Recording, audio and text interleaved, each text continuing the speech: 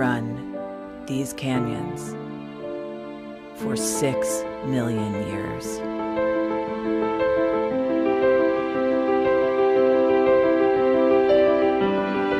I have traveled from the Rocky Mountains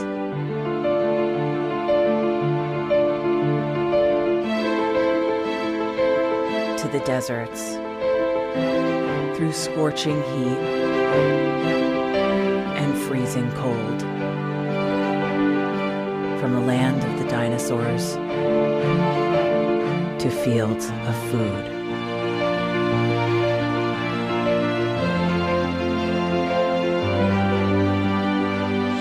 I lend my hand to 7 states, 2 countries, 9 national parks,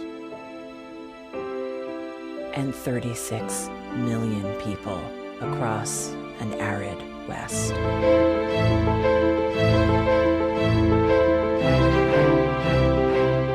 am not the strongest or the largest, but I am the hardest working.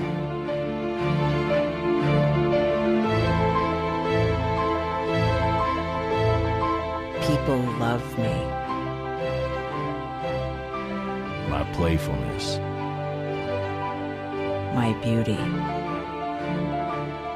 my power,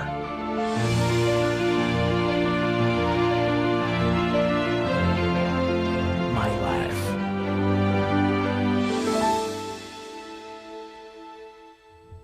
But I don't think I can offer any more. I am I am tired, tired, tapped, and tied. Of the hundreds of major rivers in the world, I am one of the few who no longer kisses the sea.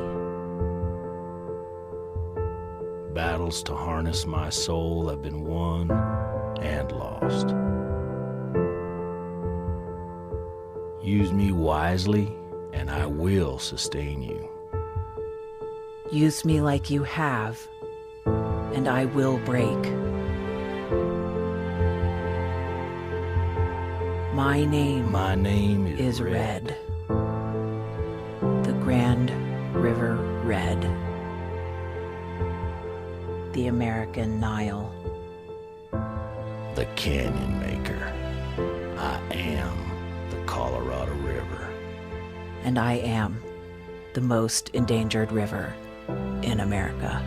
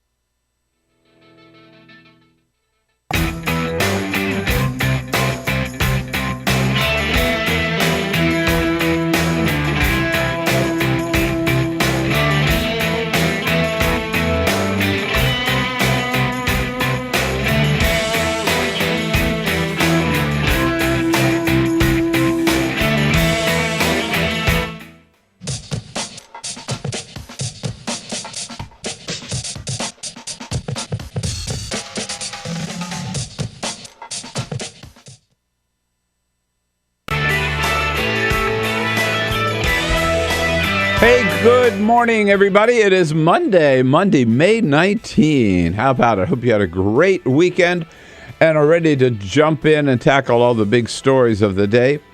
We've got it covered, whether it's happening here in Washington, D.C., anywhere around the country or anywhere around the globe. We're there.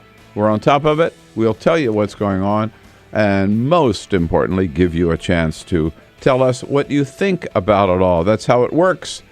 We'll tell you what's going on. You tell us what it means to you, to your family, to your community by giving us a call at 866-55-PRESS or by sending us your comments on Twitter at BP Show or on Facebook at facebook.com/Bill Press Show. Coming to you live on Free Speech TV, which, of course, you can find us on your satellite dish on DirecTV. DirecTV, now bought by AT&T. So we were bought while we weren't looking over the weekend. We're also coming to you worldwide, of course, on our video stream at TawkrTV, youtube.com/TawkrTV. So this morning, yes, that big media merger, AT&T announcing that they have for $48.5 billion want to buy DirecTV, have made that deal as long as it's approved by government officials. And this comes on top, of course, of Comcast announcing they're going to buy Time Warner just a couple of months ago. Karl Rove and other Republicans doubling down yesterday on their personal attacks on former Secretary of State Hillary Clinton, saying she is just too old, too frail, in too poor health to run for president, and that she probably won't even run because she is too old anymore. Do you really think that's going to work? We got lots to talk about here on a Monday morning. So stay with us. 866-55-PRESS is the toll-free number. Give us a call. Good to have you on board the Bill Press bus this morning as we roll out across the country. This is the Bill Press Show.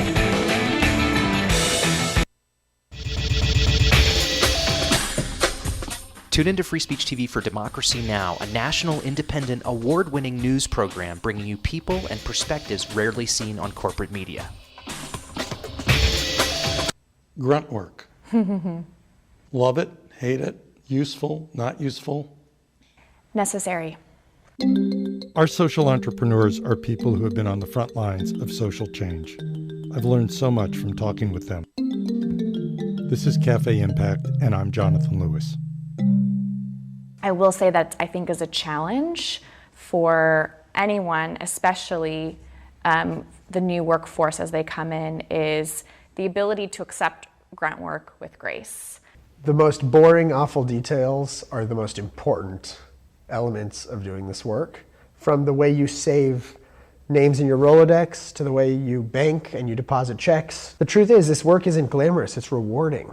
You don't go into this for the glamour, you go into it for the impact. And so it takes that determination to do the scut work to actually get anywhere. It can be really challenging in a first job for someone who's coming out of finishing school to have the enthusiasm that they do to make the type of social impact that they've dreamed of. And now they're here in this first job and all of a sudden they're shouldered with all this grunt work. And they don't understand and they don't get it and they're resentful. Talk more about the power of answering phones. Sure, I did that myself, took out the trash, cleaned offices when I had to, and it's all good. There's power in being a good team player and in being somebody who sometimes has to support other people's leadership before you get to have your own moment in the sun. Is it hard to wait? It is absolutely hard to wait, especially if you're an alpha female like I am. I think grunt work can help a new employee build trust internally and teach them the nuances of how an organization is run so that they can have a real good sense of what HR is doing, what finance is doing, what all the other departments are, and that actually makes them a better employee in the long run. So in my role on a daily basis, I literally can be looking at a new venture in software. We could be looking at a microfinance deal. I could be making coffee, taking out the trash, and riding a tractor on any given day. Have you found people who thought it was demeaning that they were given this job, work in the front office and make the coffee when they graduated with all A's from this great university? Yeah, people like that just don't last very long in our world. If your approach to life is that, you're so smart and you're such a fabulous entrepreneur that you can't understand why people aren't giving you opportunities, it's really hard to advance.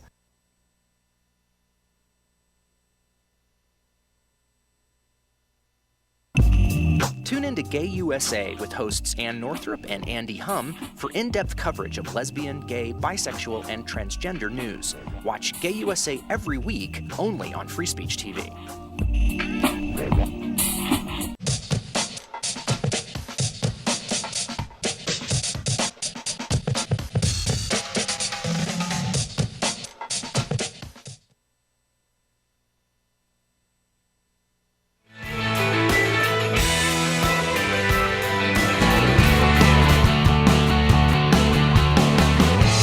broadcasting around the nation, on your radio, on your TV, and online.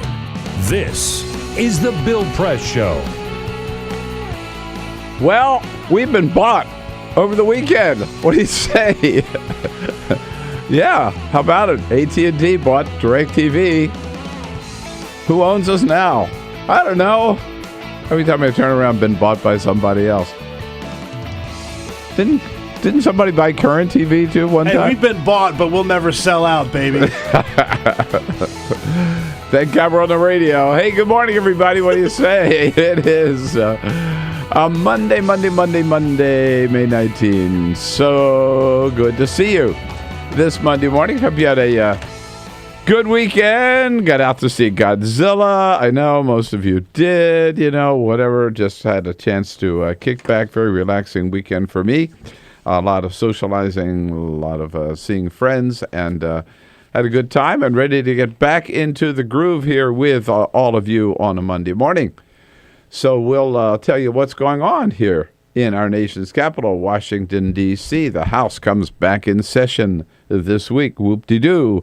Don't expect them to get anything done. In fact, you may not be able to tell the difference between when they're here and when they're not here.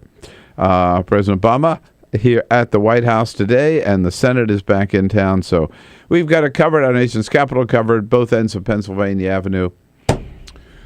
We've got what's happening around the country in mind and undercover, and also around the globe. Again, as always, we'll tell you what's going on and bring the issues before you. You tell us what you think about it all and what it means to you. You can do so by giving us a call at 866-55-PRESS. Give us your comments on Twitter at BP Show and on Facebook at facebook.com/Bill Press Show. We are there with you on your local progressive talk radio station. We are there with you on the Progressive Voices channel, on the TuneIn app. It's free. Download it. TuneIn app, Progressive Voices channel. We are there with you on the video, on Free Speech TV, still on DirecTV, which is not yet acquired by AT&T. And but then we'll still be there after that. And worldwide on our video stream at youtube.com/TawkrTV. TawkrTV. No excuse for not catching us by voice or by picture.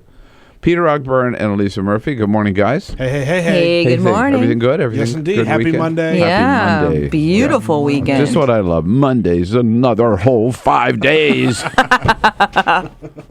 of work ahead of us. Alicia Cruz here on the phones, standing by to take your calls again at 866-55-PRESS. And the cameras are on, the lights are on, thanks to Cyprian Bolding, our videographer. So, Peter, we all want to know. We know you saw Godzilla and... I saw Godzilla, and it was, It was really? Oh, my God. And you've been pumping it and promoting it all week. Here's the deal. It looked like... Here comes Cyprian. Oh, no. Cyprian told me. He told me. Look, it looked like from the trailers that they had done something unique and interesting with the movie. And it turns out that they had not. It was a very cookie-cutter Hollywood big-budget action movie that just happened to have Godzilla in it. Oh, okay. My kids loved it. Yeah. If you have kids, it's not that scary. It's not like the monsters aren't terrifying or anything like that. Yeah. There's no gore. Considering all the destruction, it's a very bloodless affair. And did it do a lot of money at the box office? I have the numbers coming up, but yes, okay, indeed. all right. Okay. Stay tuned. So Stay tuned. the kids liked it and made a lot of money. Big success. What do I know? Yeah. I didn't love it, but apparently, what do I know? Yeah. No. It got so much publicity that it was bound to have a big weekend, right? Yeah, absolutely. Right.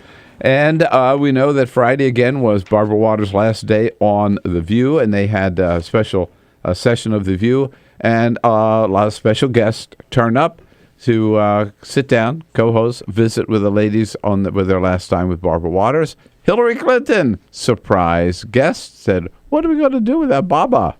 I can't believe this day has come, and I can't believe it's for real. Right. Because I don't know what we're all going to do without seeing you going one place or another, asking questions we'd all like to ask. Yeah, right. There she is. So, Barbara Waters, I have a feeling we'll see her pop up from time to time. Yeah. Right? I'm sure. Yeah. But again, a real trailblazer, a great pioneer, and a great model for women, particularly in broadcasting. Incredible career. Well done and well spoken, Hillary Clinton. So coming up, we will be joined by Lynn Sweet from the Chicago Sun-Times, is going to be here as a friend of Bill a little bit later, with guests from the Center for American Progress and Politico coming up as well. And yeah, meanwhile, not everybody was being so nice to Hillary Clinton. But first, this is the Full Court Press. Just a couple of other stories making news, and let's start with Godzilla, what we were just talking about, the king of the box office this weekend. It is number one, pulling in $93.2 million here in America. That's a big weekend. And on top of that, $103 million overseas. That brings its opening weekend total to $196.2 million. However, that is only the second highest opening this year, behind Captain America Winter Soldier, which I also saw. I know. And it was a much better action movie. Okay. And these two movies are on Bill's must-see list, right? Oh, absolutely. Yeah, both of them are. Yes. You just have to blindfold me and chain me and drag me into the theater. That's the spirit. Right. NBA playoffs picked up last night as the Indiana Pacers defeated the defending champion Miami Heat in Game 1 of their series, 107-96. It's a best of seven, so there's still a lot of time. Where are they playing? The Miami Heat.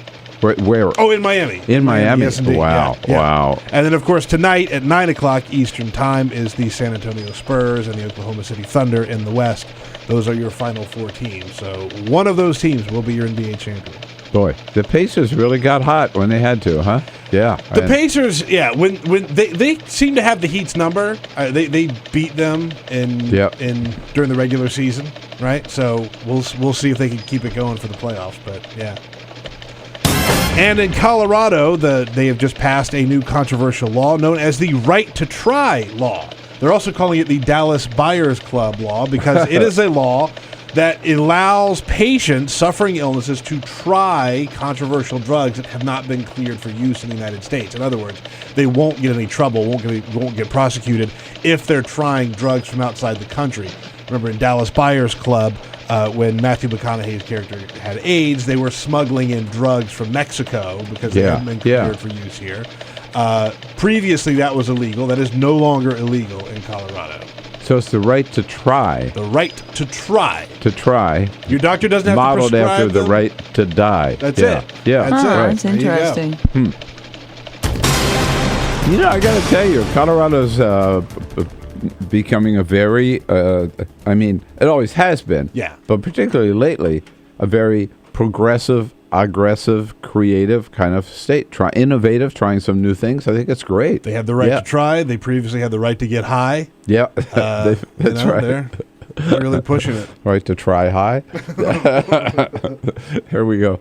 Well, yes, indeed, the onslaught on Hillary Clinton continues. It started, of course, remember, back on May 8th, when Karl Rove suggested at a program out in Los Angeles that the former Secretary of State may have suffered some serious brain damage when she suffered that fall at her home just around the time, shortly after September 2012, when, and it was just about the time that the House was holding its first big hearing on Benghazi and had invited her to testify.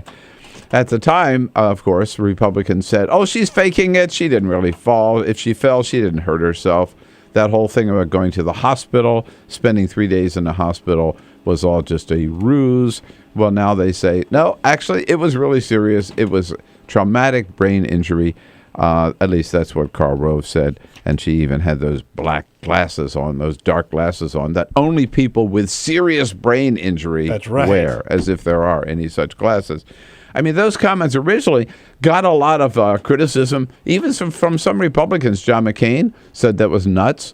Lindsey Graham said there's no problem with Hillary's health. That's just ridiculous. Newt Gingrich said that Karl Rove ought to apologize for those comments and Republicans ought to condemn him.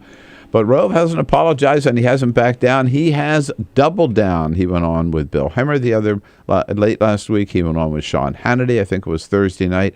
And he was on Fox News Sunday yesterday repeating, and now he's sort of softened, right? His kind of evolved in his comments from saying that she had serious brain damage to saying that her health and her age are going to be a big issue because she will be 69 in November 2016. And if she serves her a full 8 years, she will be 77 by the time her term in office is over. Notice, by the way, that they sort of automatically assume that if elected, she'd be there for 8 years. Yeah, right. Yeah, of course. So they're saying, how can we elect somebody who would be 77 when her term is up?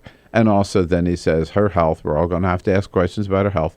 Even though the doctors have already said everything is 100%, we're still going to have to question that. So they're making that health and age, Hillary, too old, too unhealthy, and on top of that, mentally unstable to run for president. And then the Republican National Chair, Reince Priebus, he jumped in yesterday and said that he thinks that Hillary Clinton's health and age are fair game, meaning they're not going to back down. They're going to continue to make this an issue.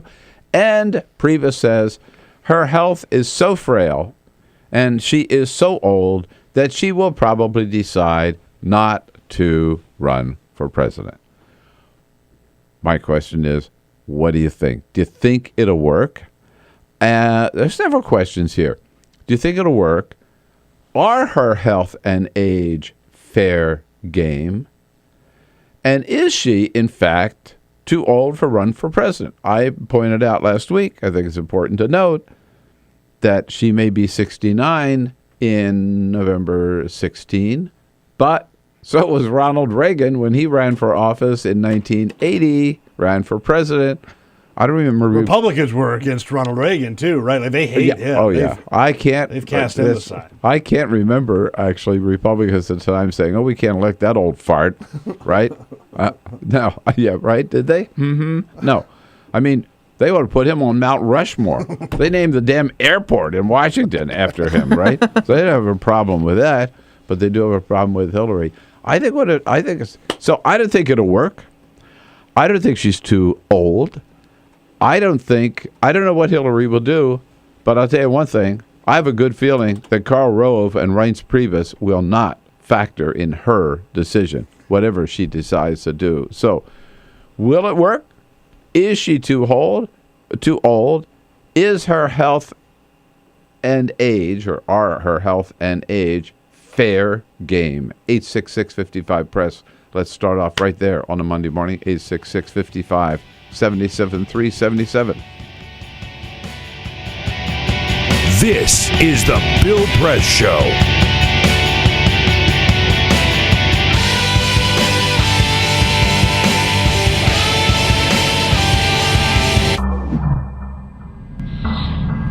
You make it sound very easy to take these 90-degree turns in your career. You went from engineering to law. But there's an awful lot of people at that age who feel they're on a track, they've invested time in learning a career, and they need to see it through to the end, or maybe their parents are pushing them to stay in one route. What is your advice for a young person? Stay away from your parents.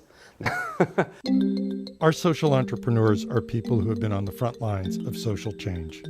I've learned so much from talking with them. This is Cafe Impact, and I'm Jonathan Lewis. My mom is a pretty spectacular human being. We essentially came to the United States as refugees. And that is when I really got to understand who my mom was as a person. Being a refugee in a foreign country, you would think that it would affect you so much. It was like my mom, nothing changed for my mom. What was really at her core and her center was always being with her kids and getting to spend time with them and making sure that they were okay and making sure that they could still go out and play soccer. I knew that if my goal was to go to Liberia and to work on economic justice so that, kids could go to school and have access to a doctor if they have malaria, that if I bet on their moms, we win. I think I just come from a lineage of kick-ass women is all I can say. My grandmother came to this country from Mexico as a single mom with 5 children. And I, have an amazing mother who had 3 children, was going to school, working full-time. I mean, almost my story. But she did that and got her bachelor's degree at 40. And so I had a great role model.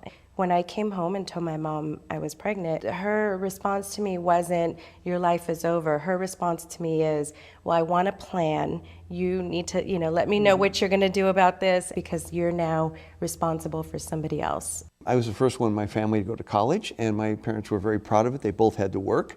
My mom in a factory and my dad in the supermarket, and I was their success story.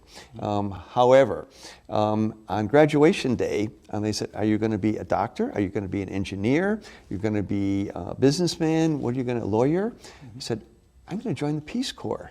And they said, what? My parents were very much opposed to this, and it was very difficult. How much pressure did they put on you? Tremendous pressure. Up until we were leaving from O'Hare Airport for me to go to Peru, my mother questioning me, like, where is Peru? You've never been out of the country. What do you know? Do they have doctors? Do they speak English there? What are you going to eat? You like my cooking? I said, Mom, I'm going to be a pioneer.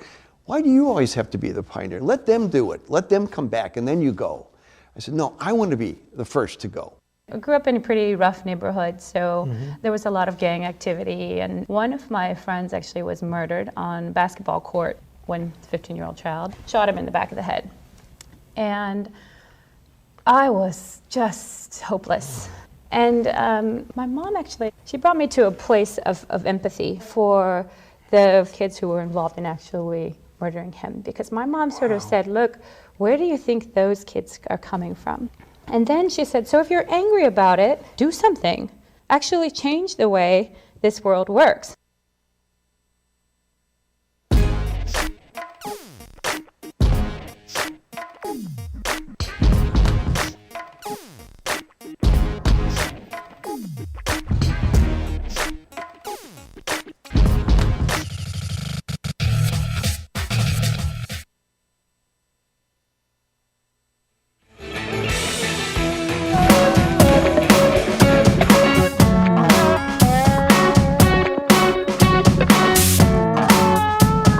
On your radio, on TV, and online. This is The Bill Press Show. Hey, here we go at 24 minutes after the hour. And talking about the onslaught of criticism about Hillary Clinton's age and health started out with Karl Rove, of course, and it continues with Karl Rove yesterday on Fox News Sunday, repeating the same charges.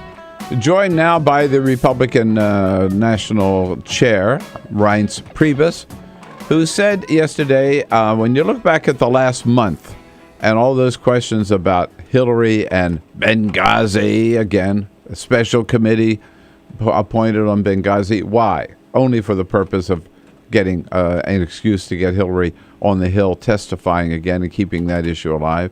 When you look at the attacks on Benghazi, when you look at the questions about our age and our health, when you look at the Monica Lewinsky brought back in the pages of Vanity Fair to embarrass Hillary again, and now also they're trying to tie the kidnapping of the girls in Nigeria to Hillary because when she was Secretary of State, she had was there presided over the decision not to classify Boko Haram, the group that kidnapped those girls, as a terrorist organization at the time.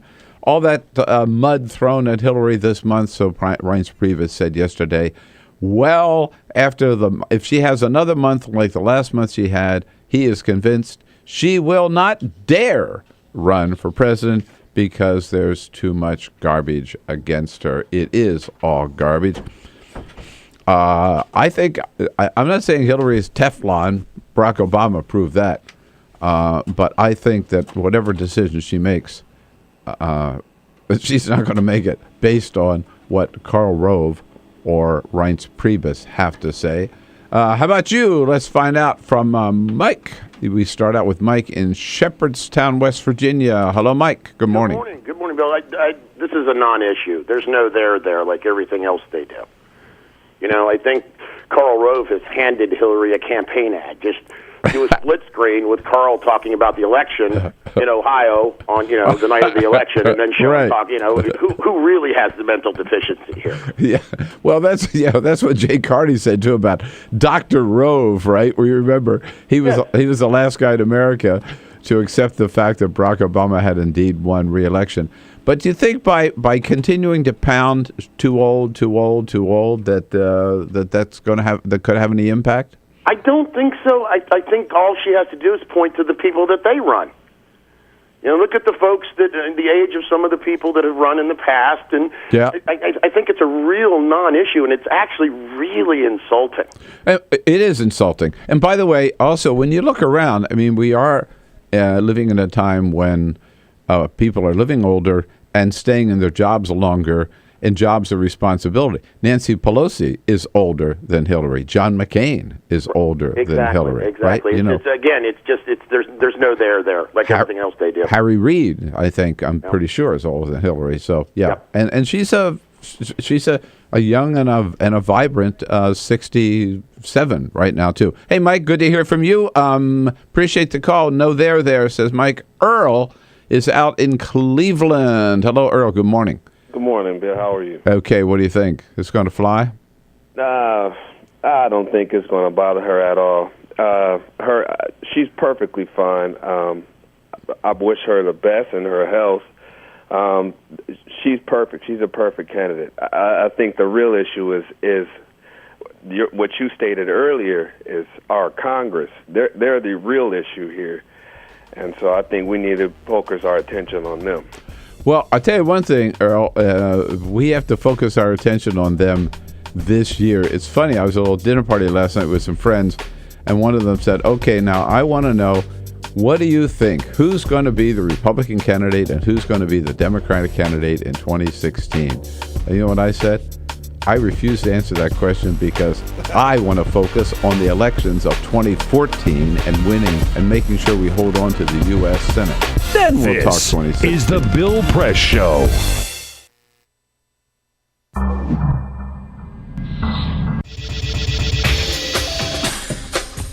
Tune into Free Speech TV for Democracy Now!, a national, independent, award-winning news program bringing you people and perspectives rarely seen on corporate media. I talk to undergraduates and graduate students who are desperate to go out and start something and build something and be the one to come up with that silver bullet solution. And I just want to say, slow down.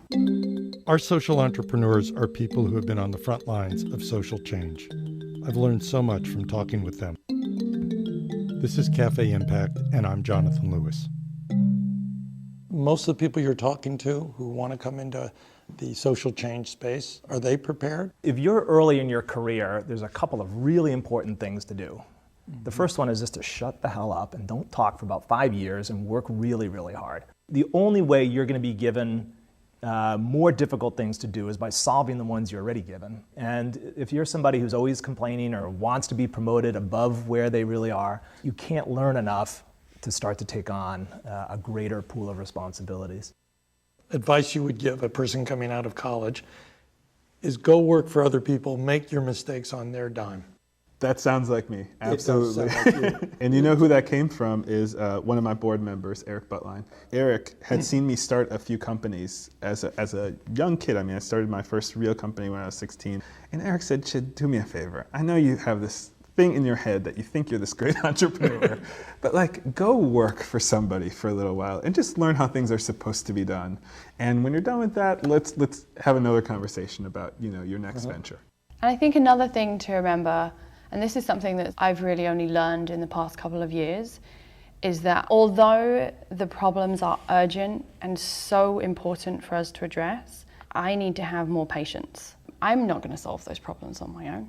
You're not going to solve those problems on your own. I'm an apprentice in all of this.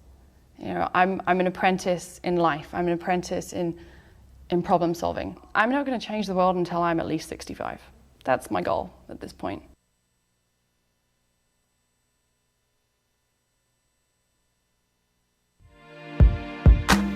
California, or the Golden State, has been in the midst of a 3-year drought, and this year, some scientists predict could be the driest in 500 years.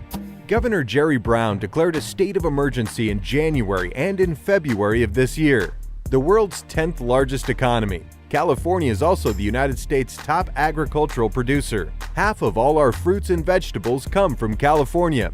The Golden State is not the only place on the planet struggling for this vital resource.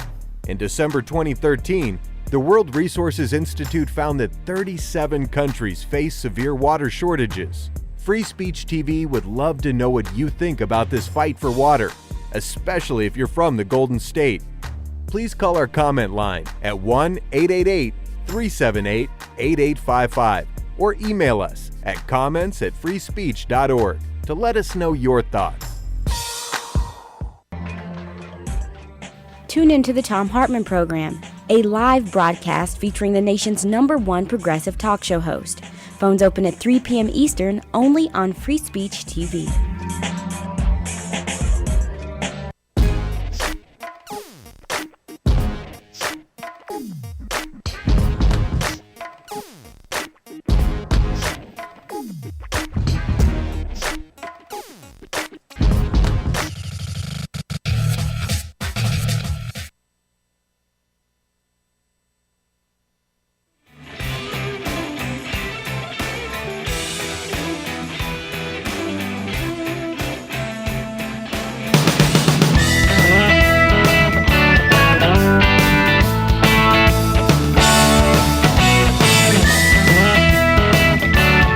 Seen on Free Speech TV and online on TawkrTV. This is the Bill Press Show.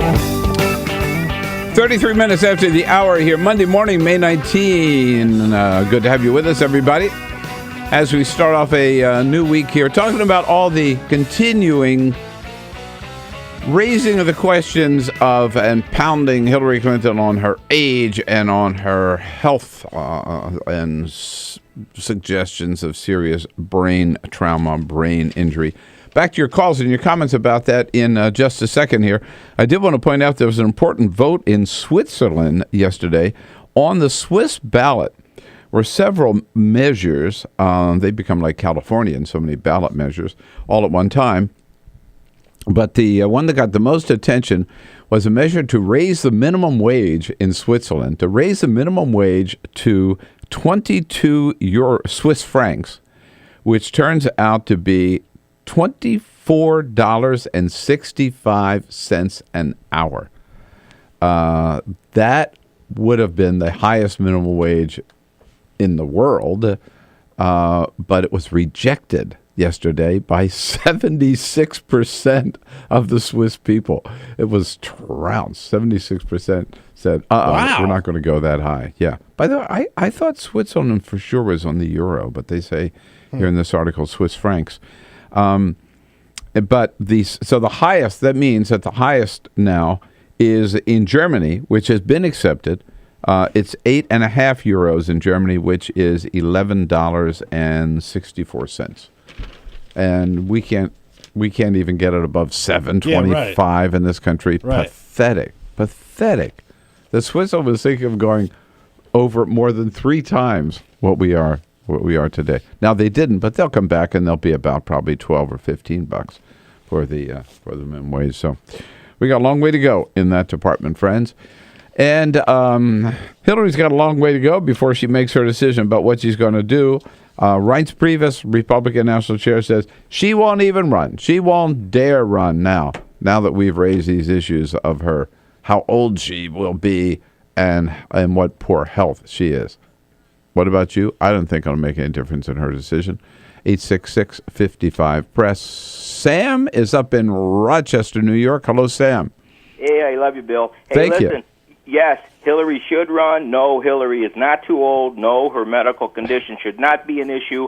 The only ones with serious brain damage is Karl Rove, Reince Penis, and the entire racist, inbred Republican Party and their brain-dead ideas.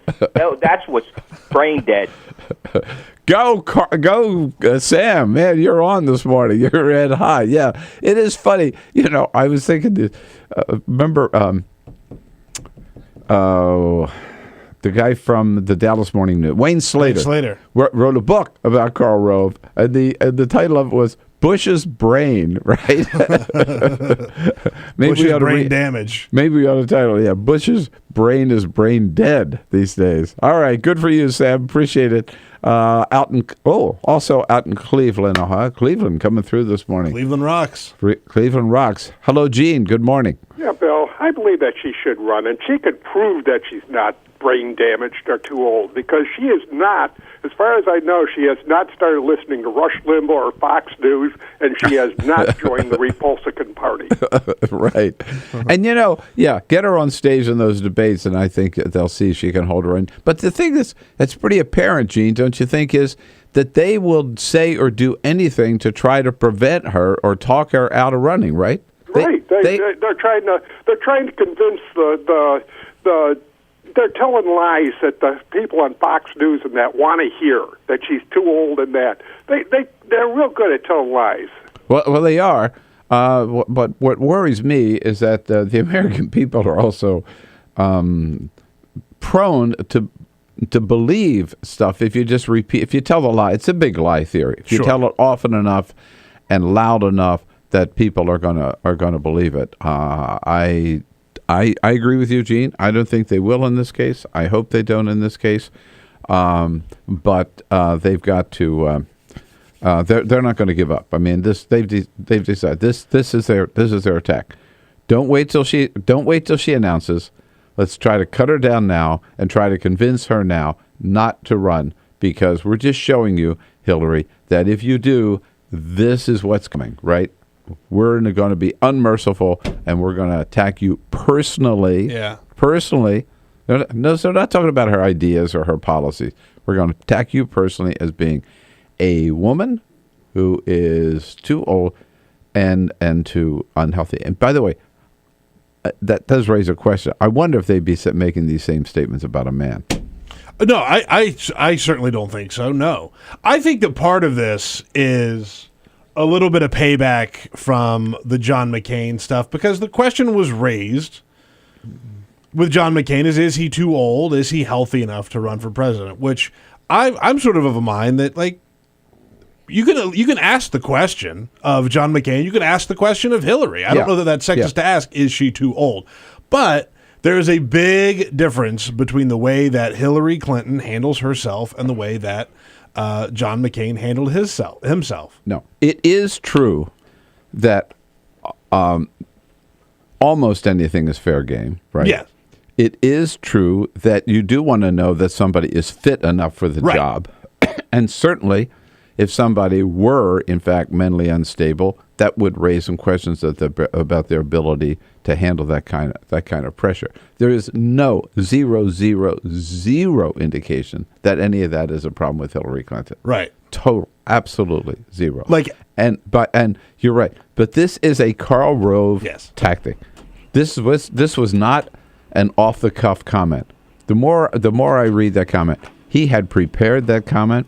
He knew exactly what he was going to say. It was very carefully couched. I bet he had rehearsed it in front of the mirror before he went down to that meeting. Yeah. And he did it because he said, she's coming on so strong, so early, we have to cut her down now.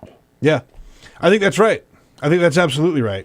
And, I think that if you were to, question the mental capacity of a candidate, like, let's say Rick Perry, when he forgot his big 3 planks of what he was, of his big argument, and he just completely, his oops moment. I don't think it'd be out of line to wonder out loud, I wonder if there's something wrong with Rick Perry. Like, maybe he got his pills mixed up or something like that, right? People did. I don't think it's out of line, but it's based on nothing with Hillary. It's based on absolutely nothing. But I started to say earlier, back to your calls. I see you here, 866-55-PRESS. This is also classic Karl Rove. Mm-hmm. we got to go back to 2000. John McCain clobbers George Bush in New Hampshire by 18 points in the primary. I was up there. They go down to South Carolina, and John McCain the rumors start circulating. There were actually phone calls. Would you vote for a candidate for president who had fathered an illegitimate black child? Yep. And this was the little girl from Africa that McCain and his wife had adopted. Right? It was just scurrilous, disgusting stuff. And also, would you vote for a president who is mentally unstable? And they indicate, because they were saying John McCain has spent so much time in solitary confinement, so much time as a prisoner of war, that he was mentally unstable to be president of the United States. They never proved that Karl Rove was behind it, but everybody knew it was a Bush campaign. Of course. And I just read this yesterday. I hadn't seen this before. So the Bush campaign was denying it. And they came to the debates. And before the debate, Bush walked over to John McCain and put his hand on his arm and said, "John, I'm really sorry about that ugly stuff that's been spread out there." And John McCain said to him, "Don't give me that bleep. Crap. Don't give me that." He didn't say crap. "Don't give me that and take your hand off my arm." Whoa. Yeesh. John McCain knew where it came from. Yeah. And we know where it's coming from. Now they're not hiding it. Then they did. Beverly, out in St. David, Illinois. Hello, Beverly. Hi, Bill. Hi, Pete. How are you? Hello, Beverly. Everything's good. What's going on? What do you think of this, Beverly? Is it going to work? Well, all I have to say is that the Republican Party is always claiming that the senior citizens vote for him. Well, let me tell you, I'm 61 and I'm a proud Democrat and I'm a loud Democrat. And let me tell you, don't you think that those Republican women who supposedly vote for a Republican are saying to themselves, wait a minute? That's a good point, yeah. So, in effect, they're sort of alienating all seniors, right? Well, of course, and everybody knows that women are healthier.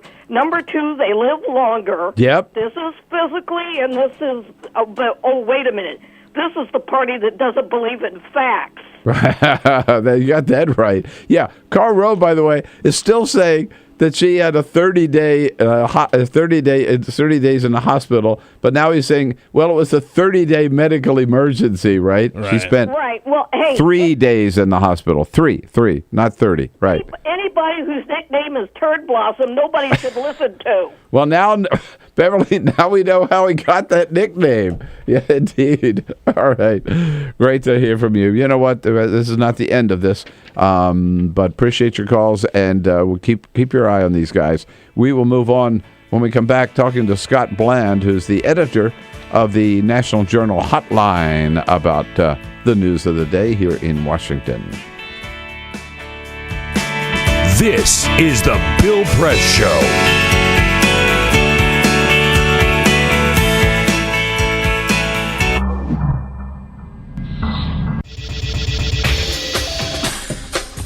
Tune into Free Speech TV for Democracy Now!, a national, independent, award-winning news program bringing you people and perspectives rarely seen on corporate media.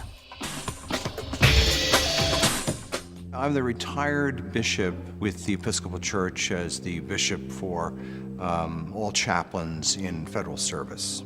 I read that there was a group of people that represented a sense of injustice that I had. We'd lost Zuccotti. I mean, there was a kind of a hope that maybe Trinity Church would be gracious and give refuge.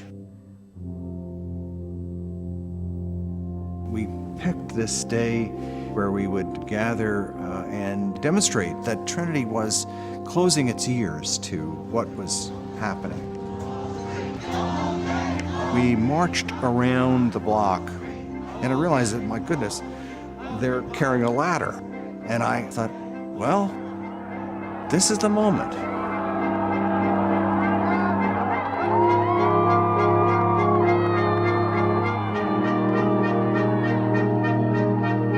You could feel a spiritual presence. You could feel a certain something.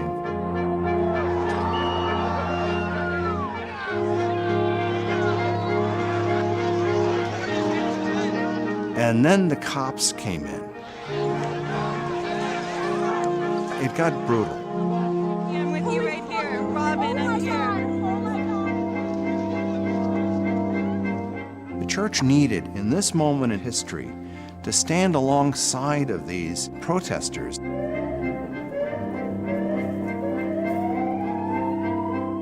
truth of Christ is found in the pews, is found in the institutional church, but it is also found in the streets. It's found in the honesty and the integrity, the insistence of people that you find in Occupy Wall Street.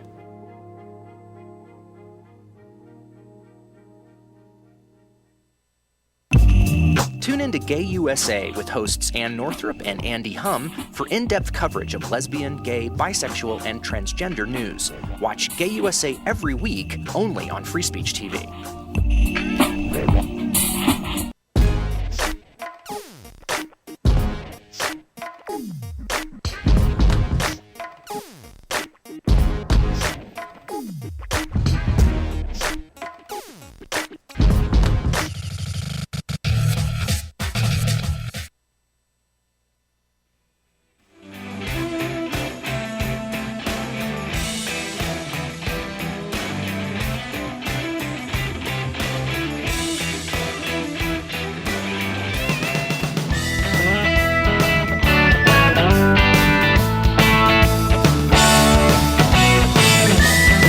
Seen on Free Speech TV and online on TawkrTV. This is the Bill Press Show.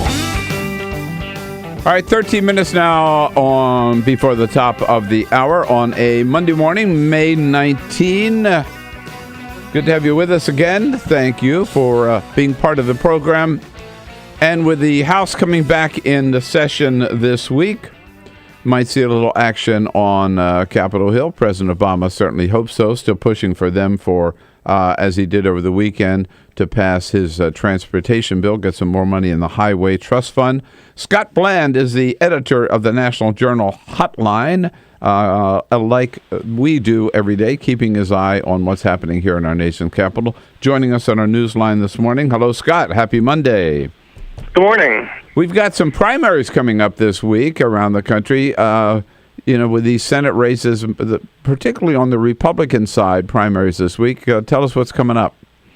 Sure. Well, I think the headline item is probably Senate Minority Leader Mitch McConnell, Kentucky, looking for renomination in Kentucky. Yeah, and that's one of the big Republican primaries that's kind of fizzled toward the end. A bunch of the big anti-establishment groups lined up behind his opponent, Matt Bevin, and Mitch McConnell, as he so often does, really beat him up and identified all of his weaknesses. And the last poll before the primary showed McConnell up 2-1. Now, it's not going to be necessarily a commanding victory. I think a lot of Republicans watching the race don't necessarily even expect McConnell to get above 60% in the primary, which is kind of my dividing line for weakness being showed by a challenger. But he's still going to win by a pretty comfortable margin, and then it's on to the general, Allison Lundergan Grimes.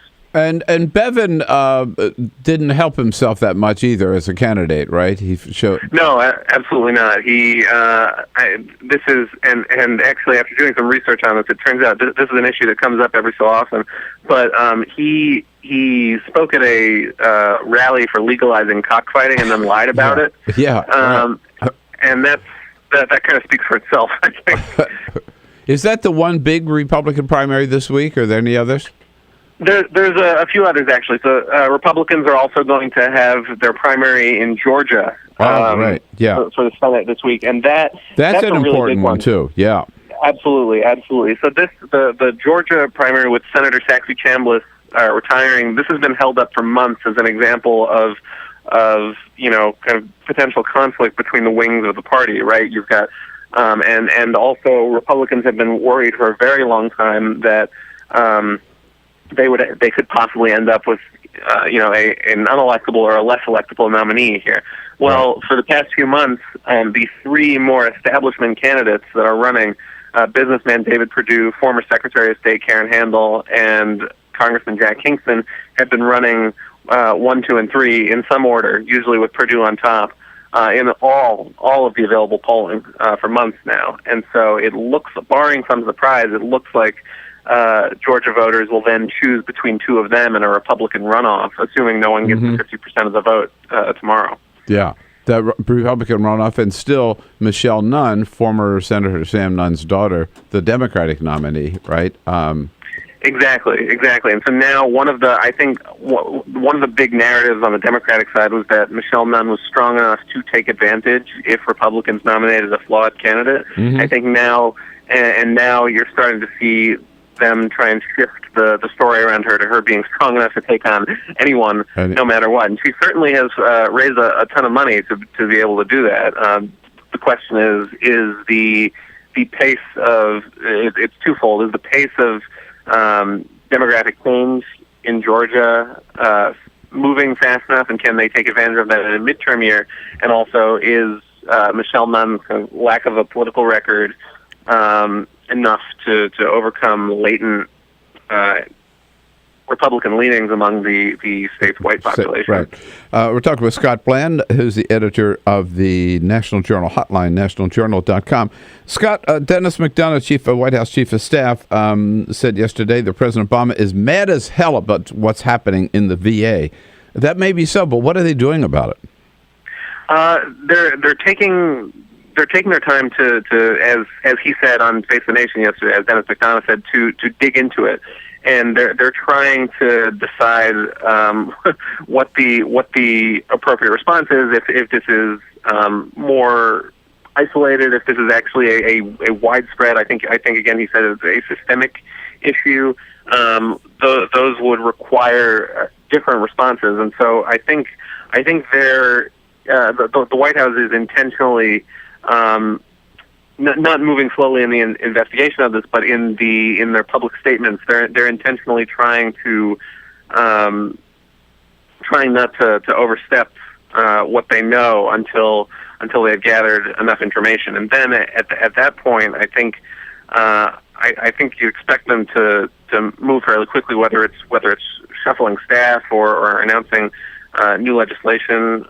It's very interesting. The Department of Veterans Affairs has bedeviled now multiple administrations in a row. Yes. And it's kind of Byzantine processes have kind of proved themselves immune to change, at least when little attention is focused on them. Now you have to wonder whether this is going to turn into an opportunity to fix some problems that have really been going on for decades. Yeah.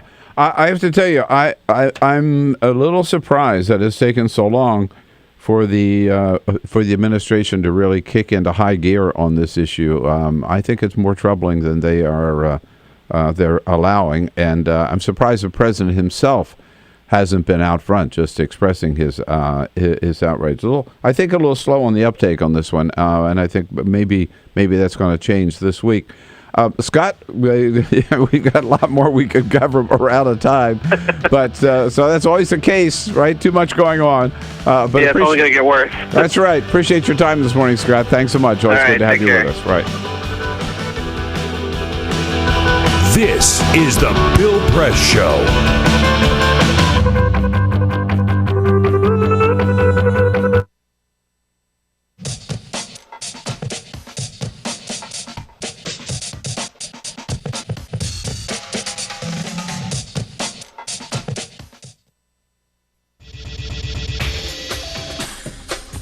Tune into Free Speech TV for Democracy Now!, a national, independent, award-winning news program bringing you people and perspectives rarely seen on corporate media.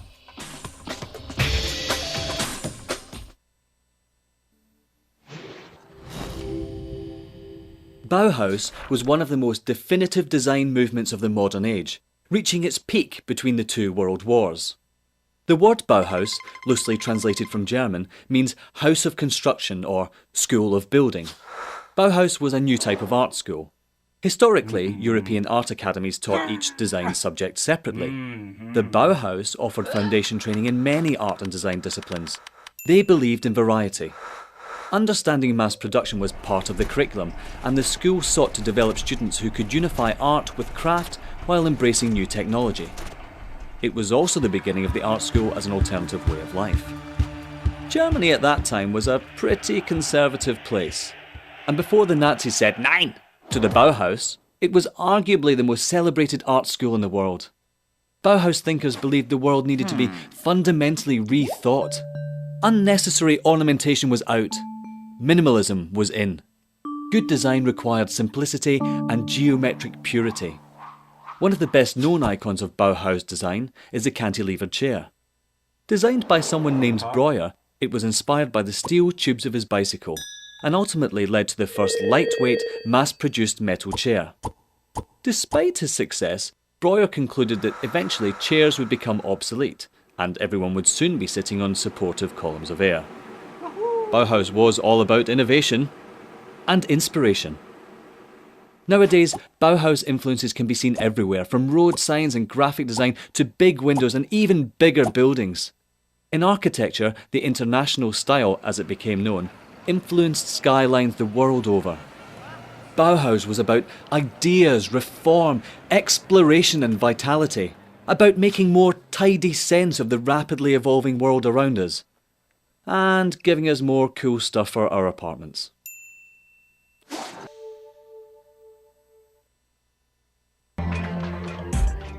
Tune into the Thom Hartmann Program, a live broadcast featuring the nation's #1 progressive talk show host.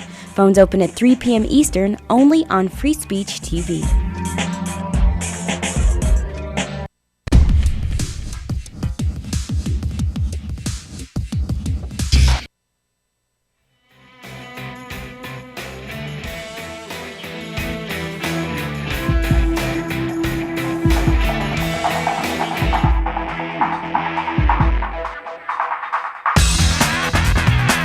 This is the Bill Press Show. Luke Johnson from Radio Liberty here with us at the top of the next hour. Peter? The Castro brothers are coming to Washington. We already have one of them here, Joaquin Castro, and now the mayor of San Antonio, Julian Castro. Oh, I thought you meant Fidel and Raul. No, not those Castro. Not those Castro brothers. Our Castro brothers. Here in America, Julian Castro, mayor of San Antonio, will be nominated as Secretary of Housing and Urban Development, according to the ABC News. Sean Donovan moving over to head OMB. Yes, sir. So we welcome Fidel. Oh, no, it's not Fidel. Welcome the Castros. This is the Bill Press Show. You wouldn't let money just blow out of your house. So when your AC or heater is on, make sure the doors, windows, and fireplace flue are shut tight. If you're headed out, turn down the AC. Or lower the heat by 10 degrees. And always keep your water heater set at 120. A little bit of common sense goes a long way. Get more great tips at energysaver.gov. So, I'm kind of new here, but I've noticed a trend. My human does this funny thing where she goes around and gets all my toys, and then she hides them in that basket by the door. You know, but it's always the same basket, and it's always in the same place. And then she acts so surprised when I find them, but, you know, she's putting them in the same basket.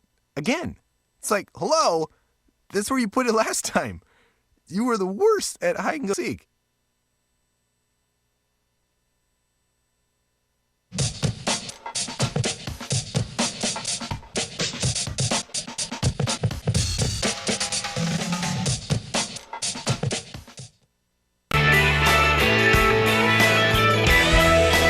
Hey, good morning, everybody. It is Monday, May 19. How about it? Hope you had a great weekend and are ready to jump in and tackle all the big stories of the day. We've got it covered, whether it's happening here in Washington, D.C., anywhere around the country or anywhere around the globe. We're there. We're on top of it. We'll tell you what's going on and, most importantly, give you a chance to tell us what you think about it all. That's how it works. We'll tell you what's going on. You tell us what it means to you, to your family, to your community by giving us a call at 866-55-PRESS or by sending us your comments on Twitter at BP Show or on Facebook at facebook.com/Bill Press Show. Coming to you live on Free Speech TV, which, of course, you can find us on your satellite dish on DirecTV. DirecTV, now bought by AT&T. So we were bought while we weren't looking over the weekend.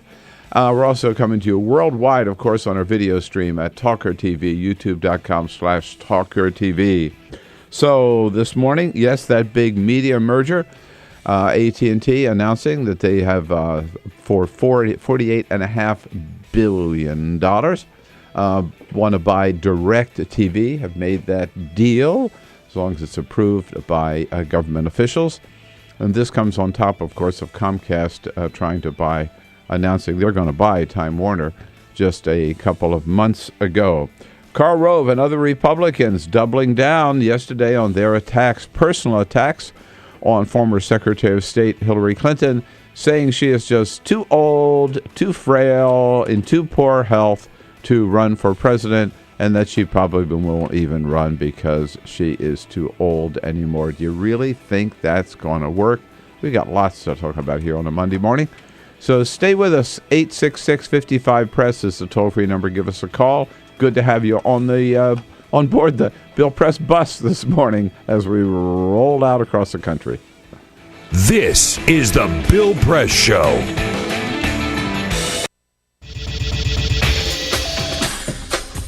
Tune into Free Speech TV for Democracy Now!, a national, independent, award-winning news program bringing you people and perspectives rarely seen on corporate media. Grunt work. Love it, hate it, useful, not useful. Necessary. Our social entrepreneurs are people who have been on the front lines of social change. I've learned so much from talking with them. This is Cafe Impact, and I'm Jonathan Lewis. I will say that I think is a challenge for anyone, especially the new workforce as they come in, is the ability to accept grunt work with grace. The most boring, awful details are the most important elements of doing this work. From the way you save names in your Rolodex to the way you bank and you deposit checks. The truth is, this work isn't glamorous, it's rewarding.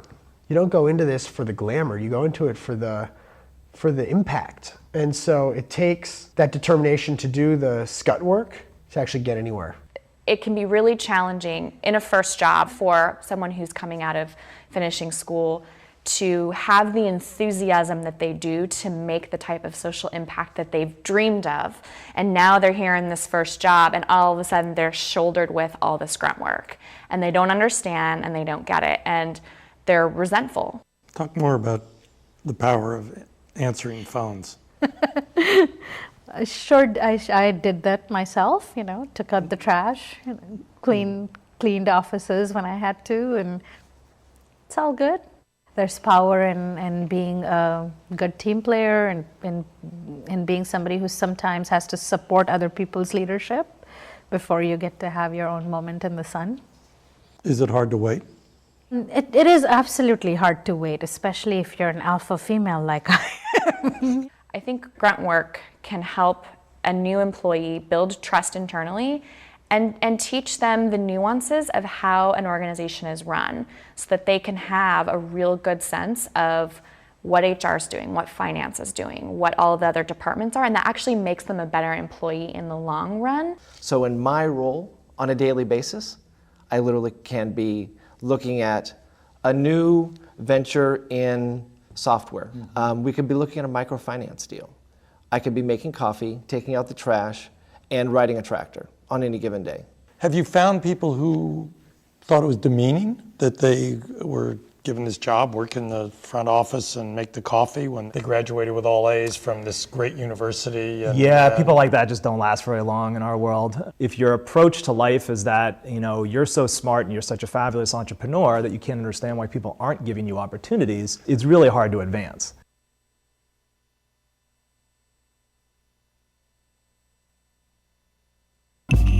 Tune in to Gay USA with hosts Ann Northrup and Andy Hum for in-depth coverage of lesbian, gay, bisexual, and transgender news. Watch Gay USA every week, only on Free Speech TV.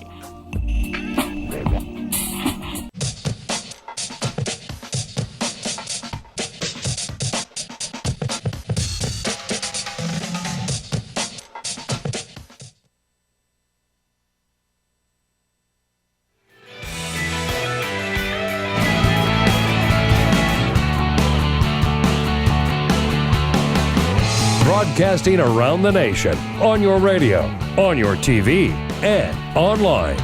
This is The Bill Press Show. Karl Rove says Hillary has brain damage. Hillary tells Karl Rove, I'll kick your ass. No, she didn't really say that, but she will. Hey, good morning, everybody. What do you say? It is a Monday morning. See, that's how rumors get started. That's right. See what you did? Bill Press says, Hillary said. Good morning, everybody. It is Monday, May 19th. Great to see you this morning. We are just getting started on a whole new week with a whole mess of issues to talk about.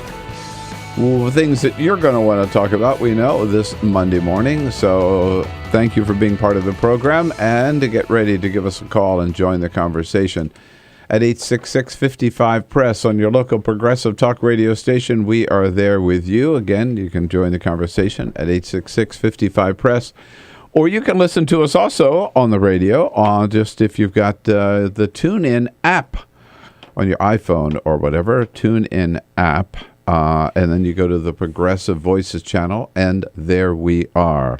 If you prefer to actually see and listen, not just listen, we are simulcast on Free Speech TV, on DirecTV. If you've got a satellite dish, DirecTV, as you may have heard, bought over the weekend by AT&T for $48.5 billion. But we're still here, and I don't think it means any difference for us. We'll find out. But that's the big news over the weekend. And also worldwide, you can follow us on our video stream at youtube.com/TawkrTV. Our team is in place this morning. Peter Ogburn and Lisa Murphy survived the weekend, in for another week. Hello, guys. Hey, hey, hey. Hey, good morning. Alicia Cruz, she is the one you're going to talk to when you call at 866-55-PRESS. And Cyprian Bowling is back, our videographer, back on the job on the cameras. And welcoming to our studio here at the top of this hour, a friend who used to join us from Huffington Post, now has switched over to Radio Free Europe, Radio Liberty, Luke Johnson. Luke, how are you? Good morning. Good to see you. Yeah, thank you. Yeah. Welcome back. You don't look any different with your new hat on. No, I'm still the same person. Hey, now, I don't know whether you, any of you noticed, but the New York Times, every Sunday in their travel section, they have one page, 36 hours in a certain location, Buenos Aires, Paris, or kind of whatever, right? Yesterday, it was Washington, D.C. Did you see this, Peter? No. Oh, yeah. Yeah. Washington, D.C. I brought it in because, now here you got 36 hours in Washington. Here are the places that they recommend, okay? They recommend for various reasons that you ought to go see the Botanical Garden. You ought to go eat at Rose's Luxury. Or you want a real dive for breakfast, you can go to the Tune Inn. You want to see something really special, go to the Library of Congress, or maybe the Folger Library. You want a good pizza, you go to 7th Hill Pizza. You want a good burger or crab cake, you go to the Eastern Market. And you want to wind up your weekend, you go to Lincoln Park. All of those are within 2 or 3 blocks of our studio. You can see a lot more of D.C. in 36 hours than that little radius, though. But I'm telling you, this is our neighborhood. Did you have a hand in this, Bill? It's our hood. Our neighborhood. It's a hot spot. Yeah. It's the hot spot, right? Even the Congressional Cemetery up here, which is a great place to walk and very interesting. Osteria Morini, which not is far from here. Not far from here, and I was there twice in the last week. It's become a very favorite restaurant of mine. Yeah, but it's just amazing to me. I'm reading this and I'm thinking, oh my God, I could walk within 5 minutes How funny is to that? every one of those places. Isn't that great? That's funny. So check that out in the New York Times yesterday. I don't know whether we could link to that, Peter. I'm sure could we can. I'm sure it's online. Yeah. We can link on the. Yeah, of course. Yes, of course. And then what isn't on here is our studio, is right in the middle of all of this. So when you come see all of Glad this, it didn't mention us, though. when you come see all of this stuff, you can stop in and see us too, right? Yeah. All right. Yeah. Only if you buy us a drink at one of those places. Then Only sure. if you bring a slice of pizza. Yeah, right. No, Then yes. But I have to tell you, it is the range from Rose's Luxury and Osteria Morini to the Tune Inn. Yeah, right. Yeah. It's a pretty wide swing. Which is a real dive, and Yeah. I love it. I had A genuine dive. I had lunch there last week, so Wait, you eat the food there? Actually, did. Okay. Hey, all right, 11 minutes after the hour. Lots coming up. We're going to take a quick look with Luke, because this is his territory, at what's the latest in the Ukraine, and there is breaking news there this morning. But first, Peter. This is the Full Court Press. Just a couple of other stories making news. Last week we talked about commencement addresses around the country and how students have pushed some speakers to not speak, and they've canceled. Well, here is a refreshing change of pace. At one... you mean some commencement speaker who was scheduled actually got to give the commencement here's what address? happened. So at Haverford College, Robert Bergeneau, former chancellor of the University of California, Berkeley, was supposed to talk. At Harvard. This is at Haverford College. Okay. All So right. he was supposed to speak there. So he backed out because the students demanded he come up and apologize for some of his actions involving Haverford? police. Okay. So then they got William Bowen, former president of Princeton, a highly respected education leader. He got up there, and in his speech, he called the students immature and arrogant, and said that they delivered a defeat to the college for pushing someone whose ideas didn't agree with theirs out of the way. He really took them to task in his commencement address. How about that? I love that story. You get up in front of them and say, love "You're it. stupid." Be careful what you wish for. Exactly. You know? Yes. Yeah, exactly. They got an earful. In London, the company Own Phone has released what they are calling the world's first Braille phone. Yeah, I saw that. They're using 3D printers to print on the buttons, what you're looking for, and the text and things like that. But it's a brand new technology. So we'll see if it takes off or not. But all this time, there haven't been Braille phones? I thought for sure there were. Yeah, I thought that too. Not Braille cell phones. Not Braille cell phones. Okay. It's very cool. And some sad news to report, Bill. I hate to tell you this, but George W. Bush had to put down his dog, Miss Beasley, over the weekend. Yeah. Remember Barney, the very famous terrier that he had previously passed away. But Miss Beasley, 10 years old, had to be put down after a battle with lymphoma. So they do still have two cats, Bob and Bernadette, in the Bush household, but no more dogs. I know the president put out a statement yesterday. They put out a statement on Facebook. About Miss Beasley. And I sent a text to Miss Beasley's former trainer, the person that used to walk that's her right. at the White House, and just told him how sad I was about Miss Beasley. Sad news. Yeah, indeed. Cute dogs. Yeah, absolutely. All right. Thank you, Peter. So, Luke, what is the next week is the big election in the Ukraine. Next Sunday, right? yes. Is this going to make any difference? Will the people...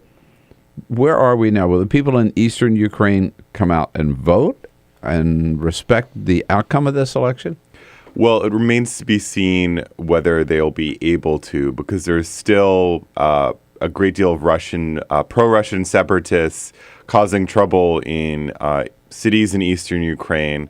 So they may try to disrupt the vote, and officials in Kiev are openly warning that they may not be able to pull off the election. Mm-hmm. Right. Now, you said there is some breaking news this morning in terms of the Putin and the Russian troops, surrounding Ukraine, eastern Ukraine. Right. So Putin, or the Kremlin, put out a statement this morning saying that troops on the border with Ukraine had been ordered back to their bases.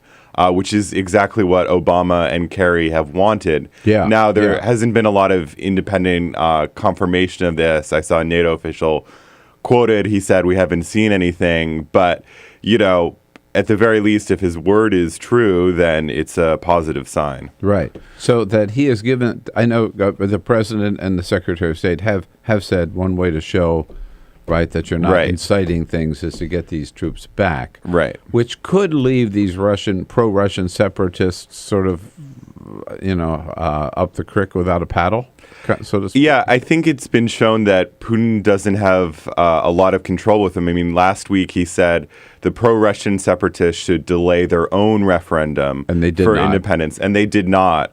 So I think, And then John Kerry and Lavrov agreed that they would abandon the buildings that they had taken over too, and they did not. And they did not. So I think it shows that Putin has little operational control over these people, though they in principle share common goals. But is isn't this good news, perhaps, in the sense that it shows that Putin is unlikely to grab any more territory from Ukraine, mainly eastern Ukraine? Yeah, right. I think it shows that. I think he is unlikely to outright grab territory in eastern Ukraine. I mean, Russia has shown that it's able to cause a lot of trouble in eastern Ukraine, short of grabbing it. Yeah. Now, what about Crimea? Crimea is gone, isn't it? I think Crimea is gone. It's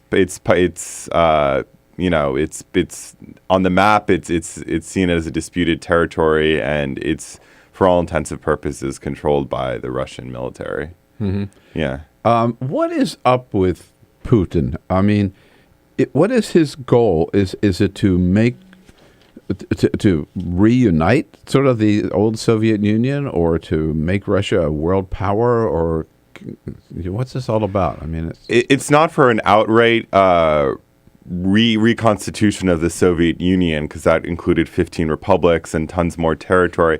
I think it's something much older. It's a recreation of sort of Russian-speaking peoples inside one country. I mean, Crimea is 80% ethnic Russians. It's the biggest territory of ethnic Russians outside of Russia. I think his goal is to take places where people speak Russian and identify as Russian and bring them back into the Russian Federation. I mean, he said that. He said, we have the right to protect anyone who speaks Russian. Does he have designs, do you believe, on the Balkans? I mean, is he likely to go after Latvia or Estonia or? Well, those countries are terrified of that prospect. Yeah. But they're also members of NATO and the European Union. So if he did try to military invade them, then the United States and Europe would be, by treaty, obliged to defend them. So I think he probably realizes that that's too far. Yeah, that takes things up a notch, right? Yeah. I mean, they have a defense treaty with the United States and Western Europe. Now, Radio Liberty broadcasts into all of these countries, correct? Except for the Baltics, we do not, because they're democratic I said the and Balkans, free. I meant the Baltics, right? But into Russia, many former Soviet republics, Iran, Afghanistan. And it is, so it's bringing them perhaps news that they're not getting from their own media? Exactly. So we try to be like the NPR of those countries, where, in many of those places, the only game in town is state funded media, which is not free and doesn't show a lot of stories at all. Do you get any feedback from those countries, or is it possible to get any feedback from those countries? Absolutely. I mean, we have correspondents there on the ground. Even when we're not on the ground, we're able to get quite a lot of information through our sources, people sending us cell phone videos, text messages, tips. So we're able to get tons of, video and reporting from those countries. All right. So this is one hotspot for the President of the United States, continuing hotspots in Syria. And of all places, it looks like Iran may be the one where there's the greatest possibility of getting some rapprochement with Iran over its nuclear agreement to abandon its nuclear threat. Right. And let's get into those two. We'll take a quick break here. Luke Johnson with us from Radio Liberty. Again, your questions, your comments about what's happening in Ukraine. Very tense situation still ongoing, not resolved yet, but some good news this morning in that Putin has given the order for the Russian troops that have been amassed right on the border of eastern Ukraine to pull back to their bases. And we'll move on to Syria and Iran, again with your calls at 866-55-PRESS when we come back. This is the Bill Press Show.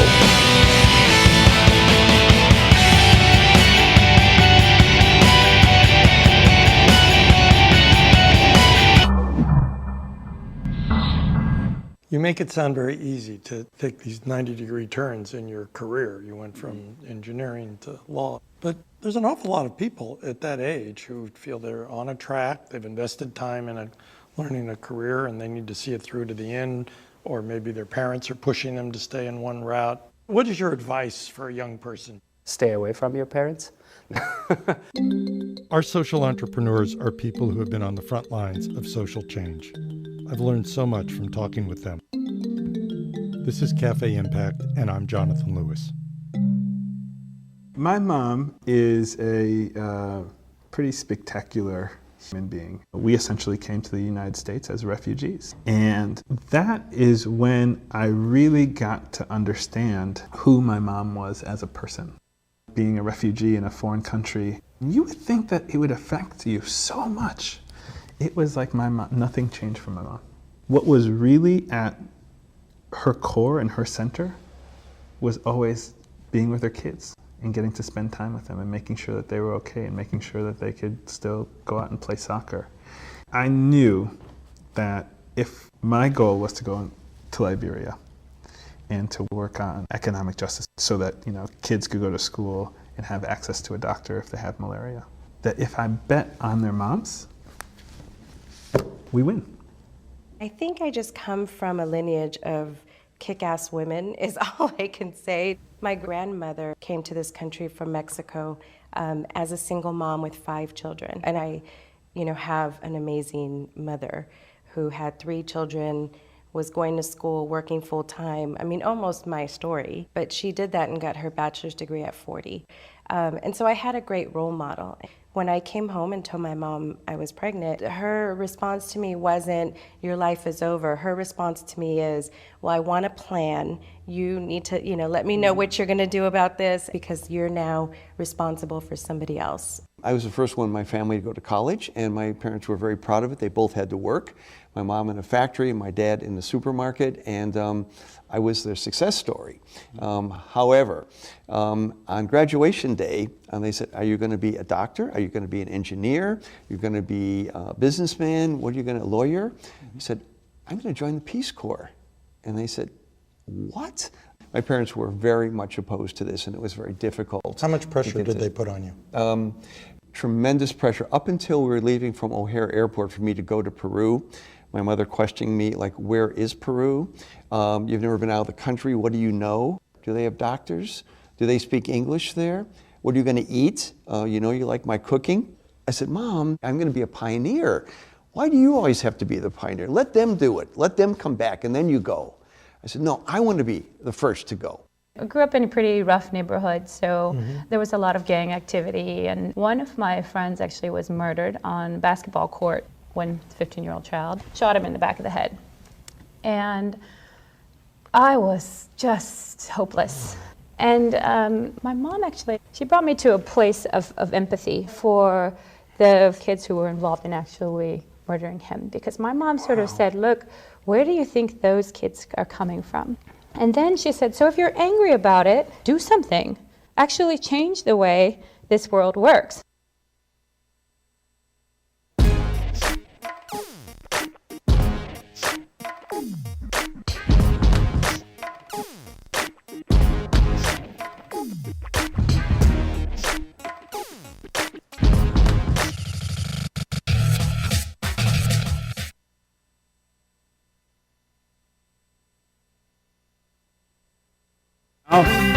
Healthcare reporter for Politico, Paige Cunningham, joins us at the half hour.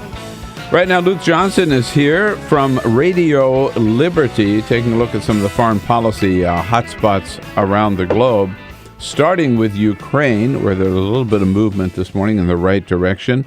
We haven't seen any movement in the right direction in Syria, Luke, for a long time. No, I mean the movement has all been in the wrong direction. Right. I mean, it seems that Assad has just had more and more control over territory. It continues to be a civil war. Cities just leveled. If the United States wanted to intervene or help the rebels in some way, it seems that the moment for that passed, about 18 months ago. And, while we agreed we were going to support the rebels as much as we could, even send them small arms. Right. I guess part of the problem is that there was no unified rebel movement, right? I mean, the rebels themselves were fighting among themselves. There is no unified rebel movement. In addition, some of the rebels, have links to Al-Qaeda. I mean, some of these people are not nice. I mean, it's the enemy of your enemy is not your friend in this situation. So President Obama, who has said repeatedly, the future of Syria cannot include, no way, no how, President Assad as the president of Syria. I mean, I heard him say that several times at the White House. It looks like he may have to accept the fact that Syria is going to go forward with Assad in charge, right? I think which is a big foreign policy defeat. It's a big foreign policy to be defeat, and it also shows kind of the perils of intervention, whether to intervene or not, and the cost of not intervening. I mean, intervening would have had a cost as well, but I think it also shows, I don't think the fighting will stop anytime soon and people will accept Assad. I think it's just going to be Assad and the rebels fighting forever, huh? for a very long time. Yeah, always some rump force there against him that may ultimately prevail, but not soon, certainly. And on Iran, they seem to, this new president, right, seems to want to make a deal. Yeah, I mean, this could be a huge foreign policy achievement for Obama and John Kerry if they come to an agreement about the nuclear facilities. I mean, for 10 years, the United States has sounded the alarm about Iran's nuclear program, about how dangerous it is, about how if Iran gets a nuclear weapon, then lots of bad things will happen. If Obama and Kerry come to some agreement where Iran will not get a nuclear weapon, but it seems clear that they'll have some sort of enrichment capability short of that for nuclear power, then that would be a big accomplishment. And I don't think that he would get a lot of credit for it. I mean, yeah. No, but it would be, and it would, in terms of Syria, for example, in terms of the Middle East, having Iran as less of a belligerent adversary would be very helpful. And without nuclear weapons, it would be vastly better than with a nuclear weapon. Amen. Yeah. Hey, look, well, congratulations on the new post. By the way, it's radioliberty.com. You can find out all about their good work, and thanks for coming in. Thank you for having me. This is the Bill Press Show.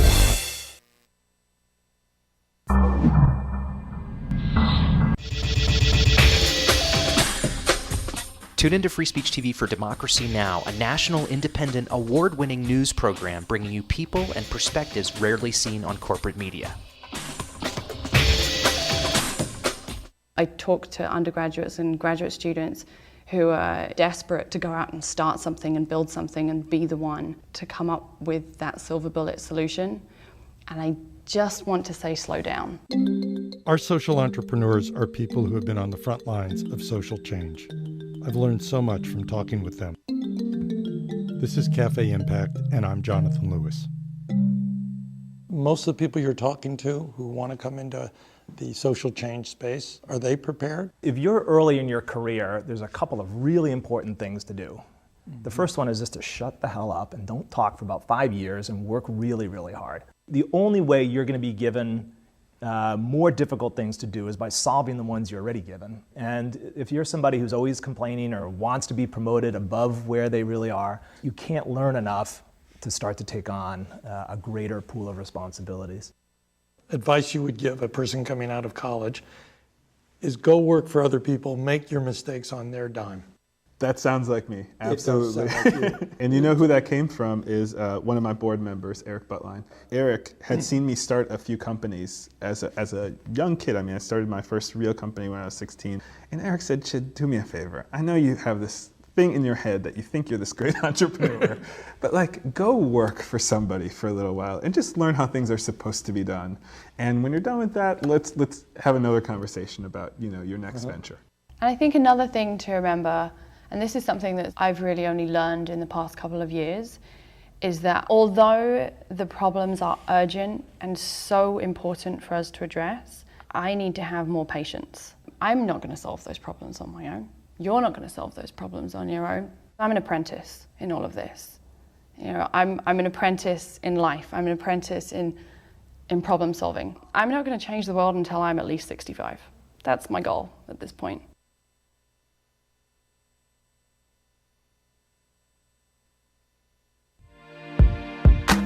California, or the Golden State, has been in the midst of a 3-year drought, and this year, some scientists predict could be the driest in 500 years. Governor Jerry Brown declared a state of emergency in January and in February of this year. The world's 10th largest economy, California is also the United States' top agricultural producer. Half of all our fruits and vegetables come from California. The Golden State is not the only place on the planet struggling for this vital resource. In December 2013, the World Resources Institute found that 37 countries face severe water shortages. Free Speech TV would love to know what you think about this fight for water, especially if you're from the Golden State. Please call our comment line at 1-888-378-8855 or email us at comments@freespeech.org to let us know your thoughts. Tune into the Thom Hartmann Program, a live broadcast featuring the nation's #1 progressive talk show host. Phones open at 3 p.m. Eastern, only on Free Speech TV.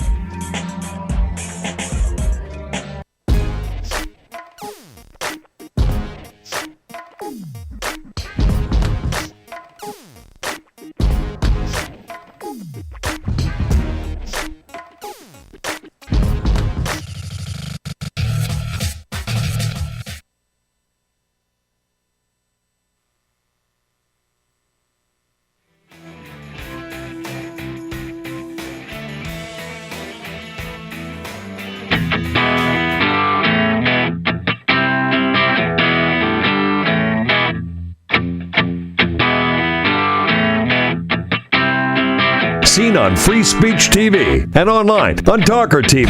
This is the Bill Press Show. Monday morning, May 19. It's the Bill Press Show coming to you live from Washington, D.C., our nation's capital, on your local progressive talk radio station, on the Progressive Voices channel, on the TuneIn app, if you've downloaded that. If not, pardon me, you should. It's free.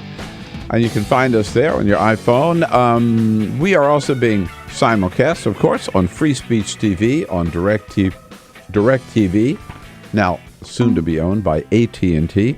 God, what all of that means, who knows. And finally, on our worldwide video stream at youtube.com/TawkrTV. Interesting hearing last week in the Senate on something we've talked about here on the program before, and something that I have asked Jay Carney about at the White House, and that is e-cigarettes. Paige Cunningham is a healthcare reporter for Politico, joins us on our news line this morning. Hi, Paige. Good morning. Thanks for being with us. No problem. Thanks for having me on. So this, the purpose of this hearing, it seemed that the purpose was not so much to get information about e-cigarettes as to line up people to condemn them. But how did it go? Tell us about it. Well, you're right. Like so many hearings in Congress these days, it ended up being full of controversial sort of back and forth about how damaging are e-cigarettes. Should they be marketed to children? Do we have enough evidence on either side? So you saw, Democrats that are really concerned about the FDA not going far enough in regulating these products, really trying to apply pressure to FDA and CDC officials who appeared before the committee, trying to get them to sort of add some more regulations concerning flavored tobacco and marketing to children in this rule. And then you saw Republicans trying to kind of lay out the other side, saying that if you regulate these e-cigarettes too much, you could cramp innovation on these products, which potentially help people stop smoking. So, and what are the fears expressed about e-cigarettes? Right. Well, there have been a lot of studies that are a bit inconclusive right now, but there have been some studies showing that, of course, e-cigarette use is way up among children and youth.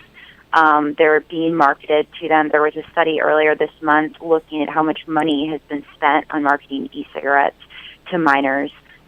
There's concerns that it could be a gateway drug, that the youth will graduate to other forms of tobacco use.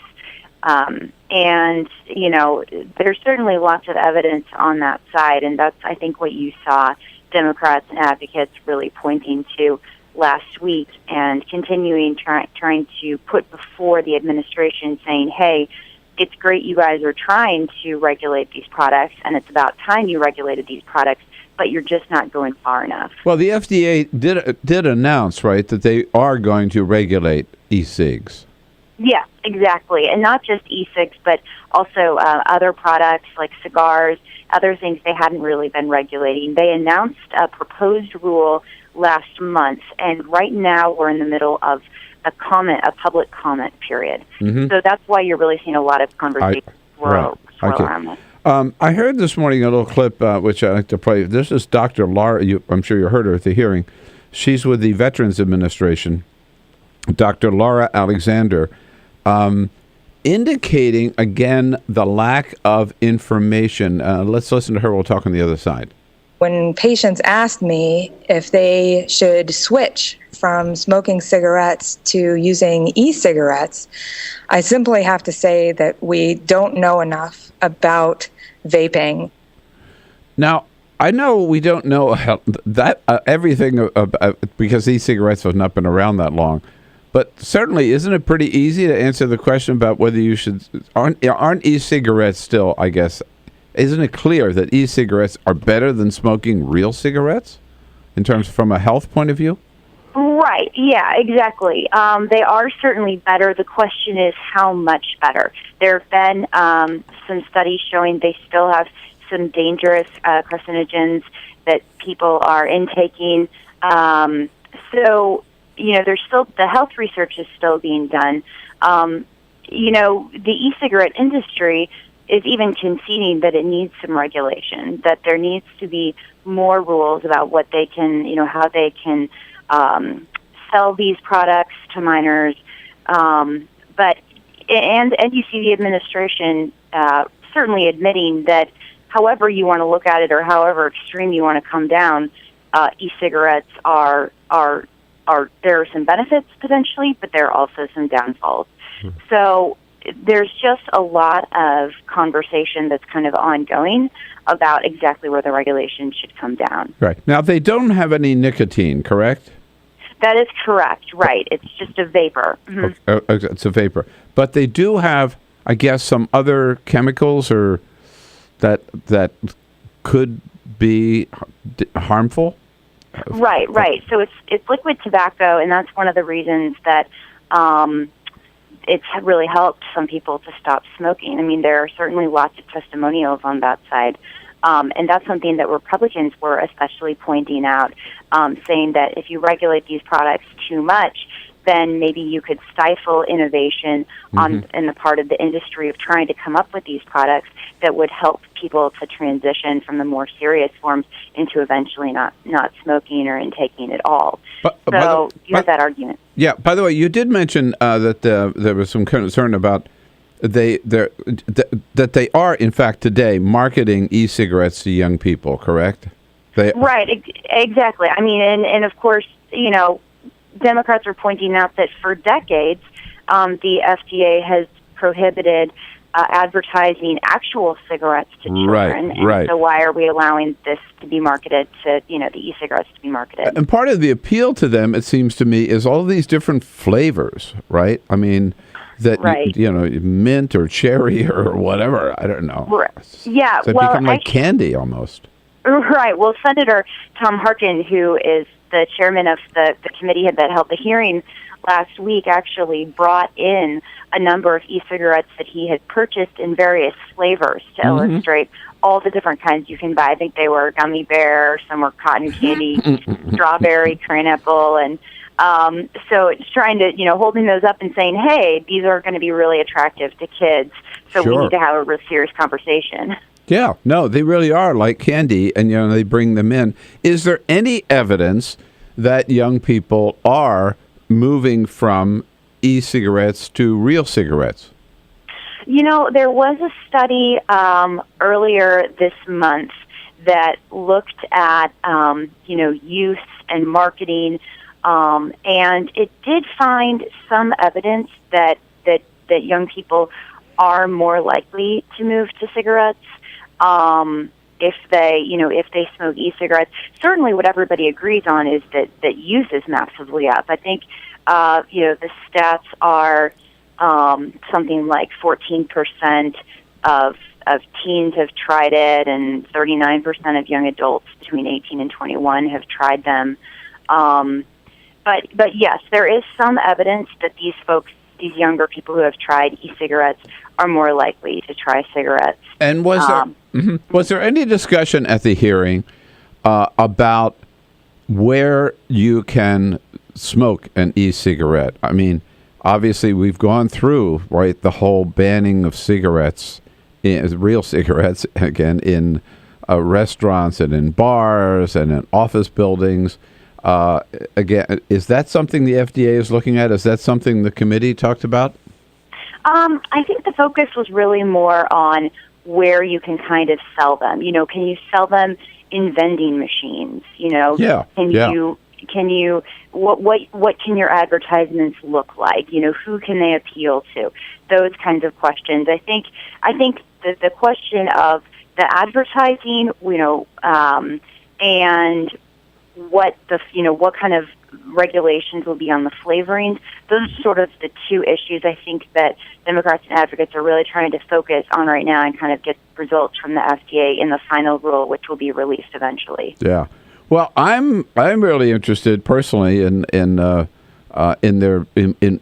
idea about where you can use them. I mean, whether or not you can, people can sit in a restaurant smoking their e-cigarette like they smoke like they were sitting in the audience at the Golden Globes smoking their e-cigarettes, right? Mm-hmm. Right. Well, and I think there may be different regulations on them in the states. I mean, the states have really stepped up on this. Yeah.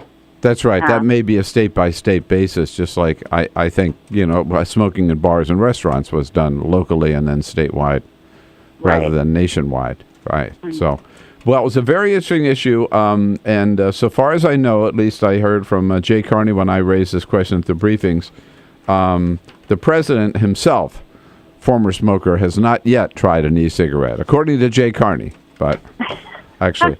I'm not sure, though. Maybe, this is going to be a stressful election year for Democrats, so if he wants to try the real cigarettes, maybe he should go for the e-cigs. That's right. I wouldn't be surprised.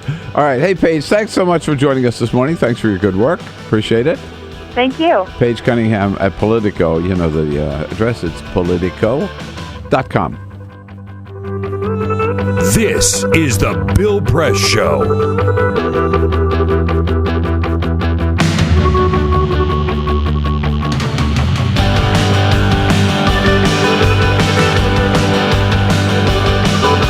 So you're sporting a brand new pre-owned Jeep.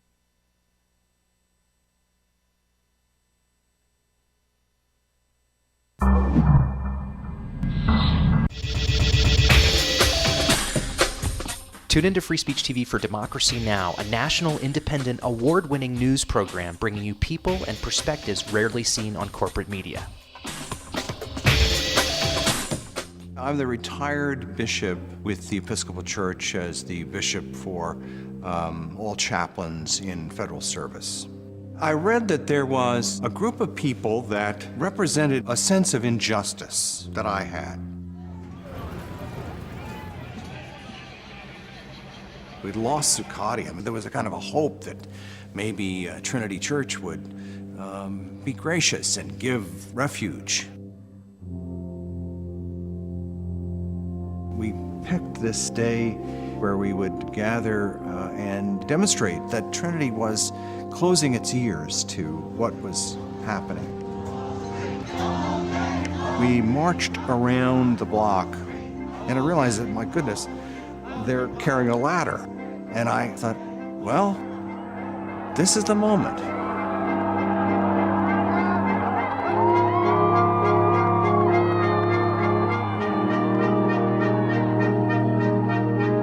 could feel a spiritual presence. You could feel a certain something.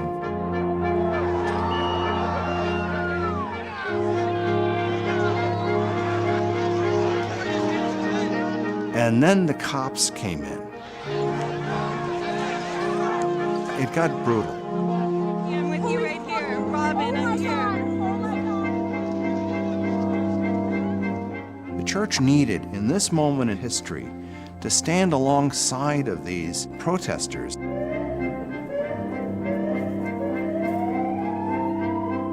truth of Christ is found in the pews, is found in the institutional church, but it is also found in the streets. It's found in the honesty and the integrity, the insistence of people that you find in Occupy Wall Street.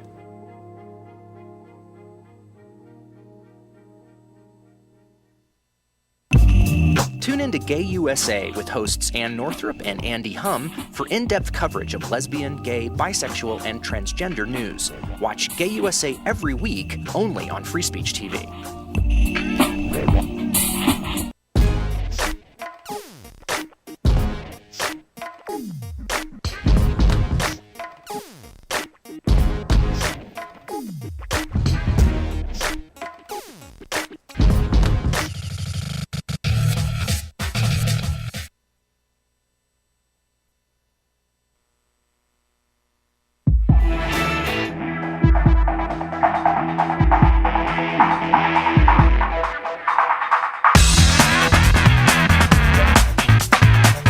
Seen on Free Speech TV and online on TawkrTV. This is the Bill Press Show. Lynn Sweet is the Washington bureau chief for Chicago's Sun-Times and a star softball player, and she'll be coming here direct from softball practice as a friend of Bill for the next hour. I like this tradition that we have. We have these girls coming in here right from the softball field, right? We had Jen Bendery a member of Congress who was in from their team, remember? Yeah. Was Donna Edwards? No, it wasn't Donna Edwards. Donna Edwards plays on the team, but I don't know that we had her in right off the field. Right. And then Lynn, we had Lynn come in before right off the field. Right. So we'll be ready for her as a friend of Bill in the next hour. We've been talking about e-cigarettes, which is really now getting a lot of attention, and the FDA has said they are going to regulate e-cigarettes. Democrats in the Senate, starting with Chairman Tom Harkin, didn't think that FDA was planning on going far enough, and so they held a big hearing last week with people lined up to talk about the dangers of e-cigarettes, particularly the fact that they're marketing them so aggressively to young people. Young people are using them in more and more of them every day, and the fear is, of course, that they get into the e-cigarette habit, and that's going to shift to the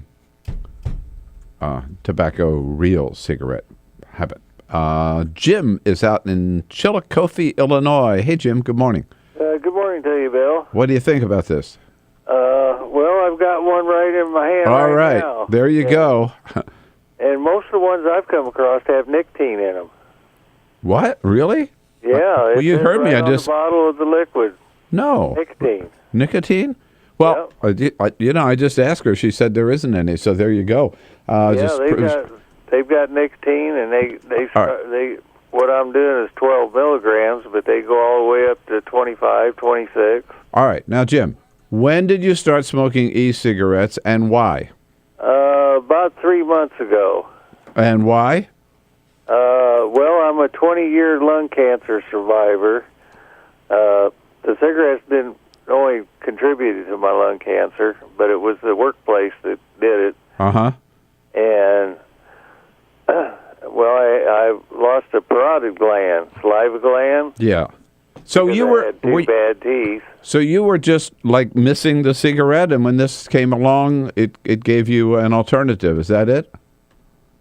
And losing the saliva gland, the regular cigarettes just make your mouth really dry. Yeah. And now with these, with the vapor, it kind of helps on that dry mouth thing. And so, do you get what flavor? How many different flavors have you tried? right now I got wild cherry and strawberry mixture, and they've got tobacco taste.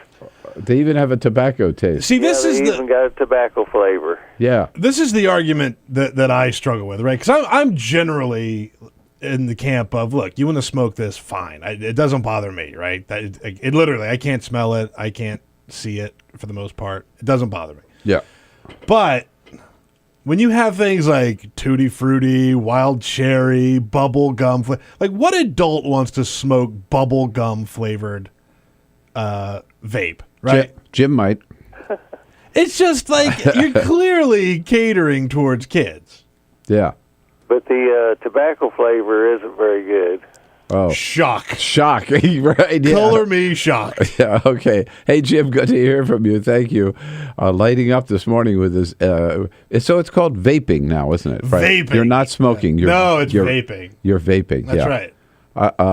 Which in and of itself is a little silly, I think. Vaping. If they had, I'm not interested at all because I never smoke, so I'm not. But unless they had some chocolate, I'm sure they have.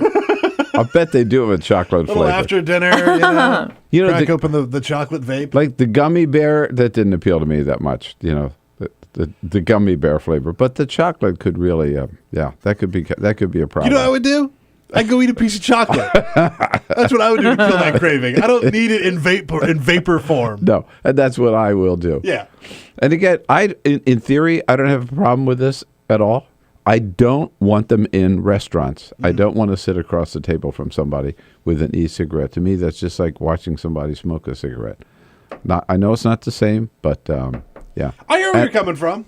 And I also think that this idea that I think the same restrictions on marketing and the same restrictions on when and where you can smoke should apply to e-cigarettes as apply to real cigarettes. And we'll see what the FDA comes up with. And I'm glad the members of Congress are already sort of firing a shot across their bow saying, if your regs are not strong enough, we may take some action here in the Congress. We're going to come back. We'll tell you what President Obama is up to today with his busy day down at the White House. This is the Bill Press Show.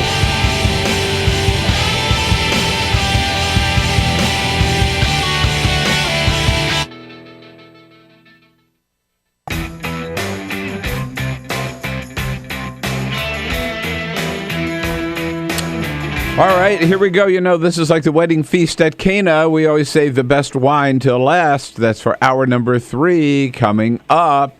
But we'll lose you, we know, on Free Speech TV. So we want you to be sure to know you've got the option to switch over to our video stream at TawkrTV, youtube.com/TawkrTV. Lynn Sweet from the Chicago Sun-Times will be here in studio as a friend of Bill the entire hour. And we'll be joined by Carmel Martin from the Center for American Progress. Stick around for hour number 3.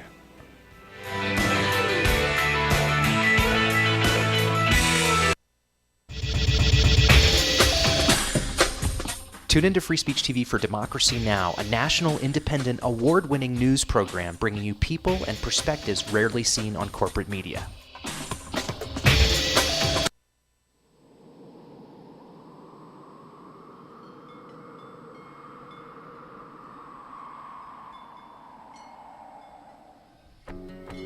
I probably would make a time machine. I would make medicine for the sick. I'd probably invent something new. 我会赢到5个总冠军戒指。 If I could have an extra 5 years to live. You said 5, right? 5 years. It's a long time. I would try to fix everything I did bad. I would bring my uncle back because I miss him very much. I would get more hamsters. I would probably want to go looking for dark matter. I think I'd go looking for aliens. If I could live an extra 5 years. I was thinking about making like a helicopter, like a wooden helicopter, but I don't have any wood. I want to go check out the moon sometime. I'd probably teach my sister not to hate tuna. I would try and invent a machine that lets you run at light speed. If I had 5 more extra years to live. I would be the boss of all the chipmunks. Eu cantaria na frente de 1 milhão de pessoas. I don't really know. I think I'd do anything. Why are you asking me that?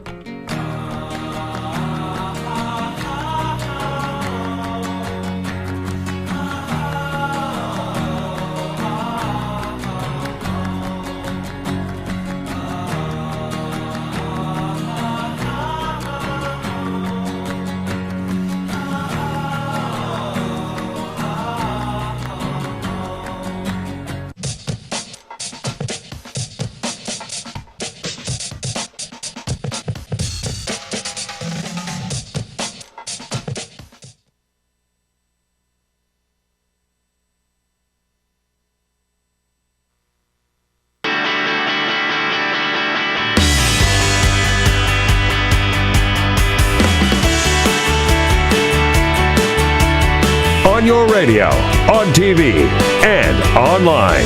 This is The Bill Press Show.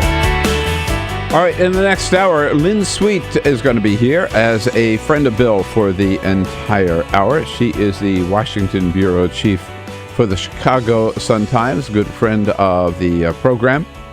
And then we'll be joined by the executive vice president for policy over at the Great Center for American Progress, Carmel Martin, who will be here at for the second half hour with me and with Lynn Sweet, and of course with all of you. President Obama, he got a round of golf in at the over the weekend. By the way, not at usually he plays at Andrews Air Force Base. This time he went out to Manassas, Virginia. Oh, whoa! To the Robert Trent Jones course, which I have played several times. It is a very exclusive and a very tough course. Just tell you that. And so the president out there with some friends on Saturday. Nice. Yesterday, nothing going on at the White House. Today, the president and not a lot of public events. The president and the vice president will have lunch with combatant commanders in the Roosevelt Room of the White House. And then this evening, the president has a DCCC fundraiser at a private residence in nearby Maryland. We have our press briefing with Jay Carney at 1 o'clock this afternoon. So I will be there representing all of you and try to trip him up with a tough question or two. That's my job. And then we'll be right back with Lynn Sweet from the Chicago Sun-Times. This is the Bill Press Show.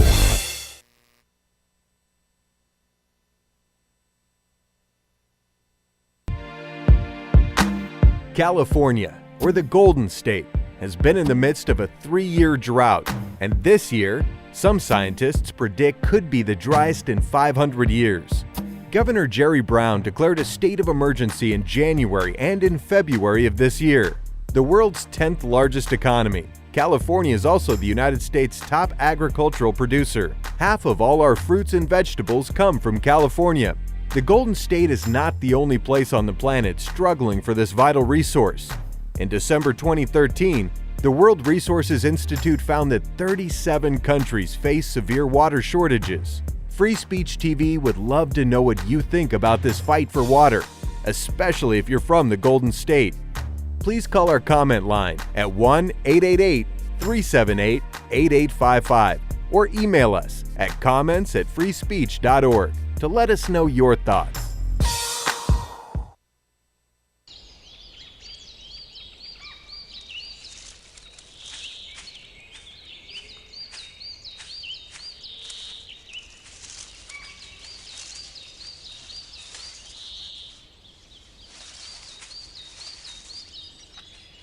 At Earth Justice, we defend the environment in the courtroom. Join our fight. When you take a seat, you take a stand. Earth Justice, because the Earth needs a good lawyer. You wouldn't let money just blow out of your house. So when your AC or heater is on, make sure the doors, windows, and fireplace flue are shut tight. If you're headed out, turn down the AC. Or lower the heat by 10 degrees. And always keep your water heater set at 120. A little bit of common sense goes a long way. Get more great tips at energysaver.gov. So, I'm kind of new here, but I've noticed a trend. My human does this funny thing where she goes around and gets all my toys, and then she hides them in that basket by the door. But it's always the same basket, and it's always in the same place. And then she acts so surprised when I find them, but, she's putting them in the same basket. Again. It's like, hello, that's where you put it last time.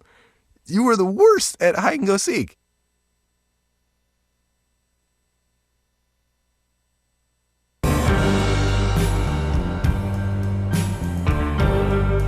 I'm a Pistons fan. Their slogan was, "We come to work." That's what Detroit about. That's why they used it. It's a team thing. They won 2 championships, a team. There was no star. No mayor can come in here and be a star. It's a team thing. No governors can come in here and think you can do it by yourself. It's a team thing. You got communities. They got ideas too. The only thing wrong with Detroit, people have lost hope here. Residents, city workers, so much corruption, they lose hope. But I grew up here. I love this city. I think it can come back.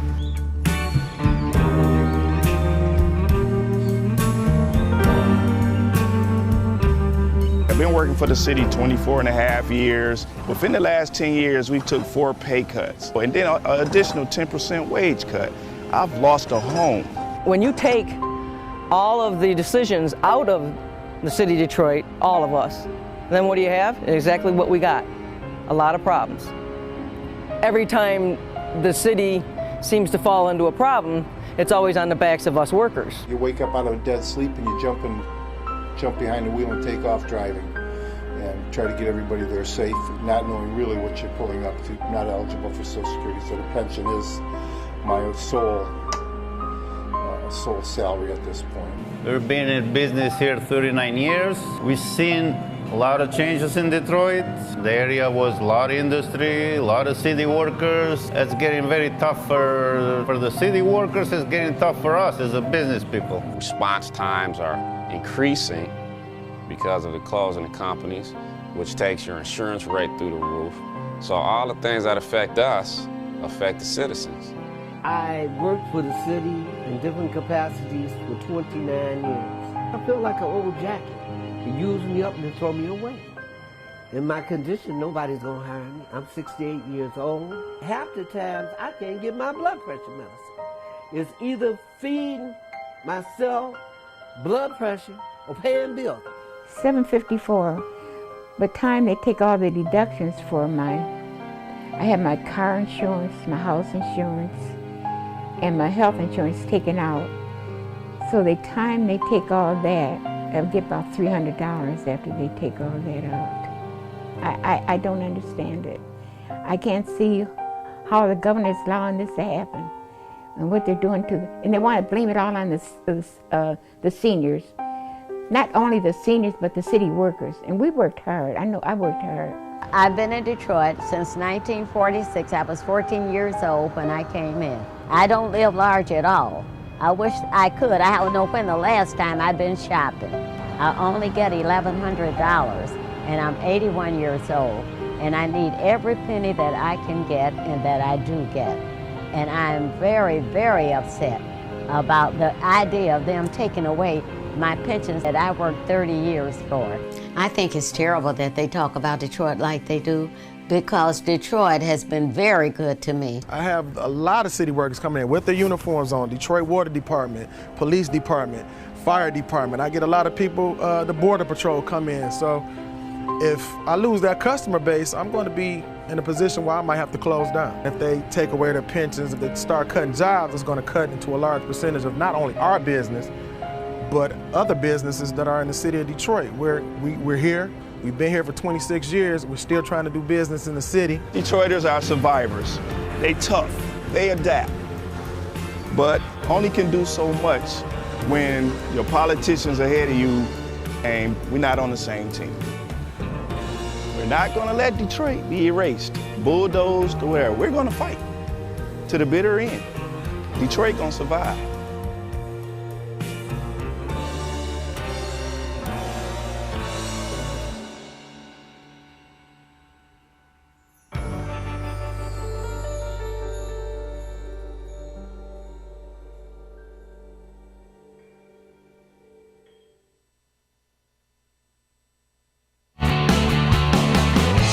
broadcasting around the nation, on your radio, on your TV, and online. This is the Bill Press Show. Yes, the chairman of the Republican National Committee says we've been so mean to Hillary the last month, she probably will decide not to run for president. Yeah, don't count on it, Reince, baby. Good morning, everybody. What do you say? It is Monday, May 19. Here we go. Hour number 3 of the Bill Press Show. Good to have you with us on your local progressive talk radio station nationwide, wherever you happen to be in this great land of ours. We are there with you on the radio, on your iPhone. If you've got the app, TuneIn app, just download it. It's free. If you haven't already done so, download it and look for the Progressive Voices channel, and there we are. And worldwide on our video stream, TawkrTV, youtube.com/TawkrTV. Got everything going here this morning with the entire team, Peter Ogburn and Elisa Murphy. Hey. All right. Happy good morning. Elisa, good morning. Alicia Cruz also in line there to take your calls at 866-55-PRESS. And Cyprian Bolding is back. He's got the cameras on and the lights on and keeping us looking good on the video screen. And, of course, we are so proud and happy to welcome back to the show, straight from softball practice, a good friend of the program, Lynn Sweet, Washington Bureau Chief of the Chicago Sun-Times. Hello, Lynn. And good morning. How'd it go this morning? It did great. Did you knock him out of the park? I was doing great in batting practice. I went to the cages on Sunday. Oh, you did? And I've been working on my stance. I've been working on batting position, and most important, timing. Boy, you take this really seriously, Absolutely. don't you? Yeah. And so your listeners know, I'm on a team of female reporters who cover the Hill. We play in a big benefit June 18 against female members of Congress, both the House and the Senate, Republican and Democrat, all to benefit the Young Survival Coalition. It's a group doing work with breast cancer survivors and I think people it's who great. are battling the disease. Now, that's Wednesday night, June 18. June 18 at Watkins Field. You all come out now. I know. I really want. I've never been to the game. I really want to make it from this this. studio. You could walk over there. Yeah. And see us practice instead of doing the show at 7 a.m. Or bring the show out to the practice. Yeah, that's not bad. I've gone a couple of times to the But the game is in the evening, right? The game's in the evening, yeah. And the members practice on different Do you still go by the Bad News Babes? Yeah. I love it. Babes. I love it. The Bad News Babes, huh? So I came to you straight from practice. All right, great. And now the members of Congress you play, were they practicing this morning No, too? we don't know. Different days, different. Same field, different days. Got it. Okay. All right. Well. And that's sports. Next. It's no joke, by the way. Like some of the. No, we're serious. No, some of the members. Some of the members that play. Yeah. Some of the babes that are on the Bad News Babes, they tweet about, and it is. They take it very seriously. No, Jen Bendry was in from practice to ready for practice one morning as well. You both are in the outfield, right? This morning I think she was covering second. We kind of shook things up this morning. Whoa. Whoa! Don't give away your strategy. We have members that listen. Because members might be listening. We don't want. Well, Debbie Wasserman Schultz is one of the captains of their team. Right. Donna Edwards plays, doesn't she? She plays. Kirsten Gillibrand. Yeah. Pitches. Kelly Ayotte is on the team. Republican, Democrat, House and Senate Women United to try to beat the press, which they could not do last year. They could not do. All right. The Bad News Babes won out, huh? Yeah. Okay. Well, by the way, with that, as big a sports event as that is, it was not quite as big as last night's big game. The NBA playoffs continue. We're sorry that the Bulls had to take a whipping from our Wizards. That was tragic. But then the Pacers went on to the Wizards?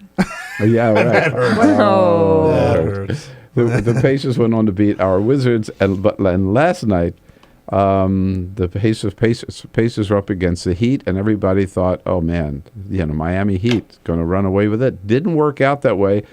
What was the final score, Peter? It was 96, 107 to 96. 107 to 96. It's not close. LeBron James says, we just let everything get away from us. We just gave up 20 points in the first quarter. George Hill, we let George Hill get into the real good groove to start the game. And from that point on, they hit 30 on us. We just broke down defensively. We had a couple breakdowns, a couple miscommunication errors. Like I said, which we will clean up. They'll clean them up. What do you think, Peter? Still counting Look, on the Heat, they'll come back, right? I don't know that they're going to win the series. We'll see, because the Pacers seem to have their number, and they did all during the regular season. This is going to be a very, very tough series, but the Heat aren't going to go in 4 games. They're just not going to go down in 4 games. Right, yeah. No, I'd still have to say the Heat wins it, but I would say the Heat probably win in 7. Yeah, so the Heat win in 7. Let's not forget, the Pacers lost the first game against the Wizards, too, and they didn't, that didn't take long. Got it. So Lynn's here with us for Lynn Sweet for the first half hour, and then we'll be joined by Carmel Martin from the Center for American Progress. But first, the big story is the Full Court Press. Yes, indeed. Just a couple of other stories making news. AT&T will be buying DirecTV for a cool $48.5 billion. That's billion with a B. This, of course, is just another step in the whole buying up of media companies all across the board. The goal here... So since we're on DirecTV, on Free Speech TV, what share of that 48 billion do we get? Well, DirecTV shareholders will get $28.50 per share in cash and $66.50 per share worth of AT&T stock. So if you had stock, now you know what you had. Again, this whole idea is so that AT&T can bundle wireless, voice, data, TV, and home security all under the same umbrella. They're trying to do a little bit of everything inside your house. But they get $48.5 billion. It's just the latest communication company merger. Right? Yeah, exactly. Right on the heels of Comcast and Time Warner. Yep. Congratulations to Mick Jagger, who is a great-grandfather for the first time. Wow. His granddaughter gave birth to a baby girl, right? Wow. Right? Mick, a great-grandfather? That is... I had no He's 70 years young. He is actually going to be starting the Rolling Stones tour, 14 on Fire, in Oslo, Norway, in exactly 1 week. So... He's still on the road, still performing. Keeping his yayas. Yeah, exactly. But he's still got... now he's got a great grandbaby on board.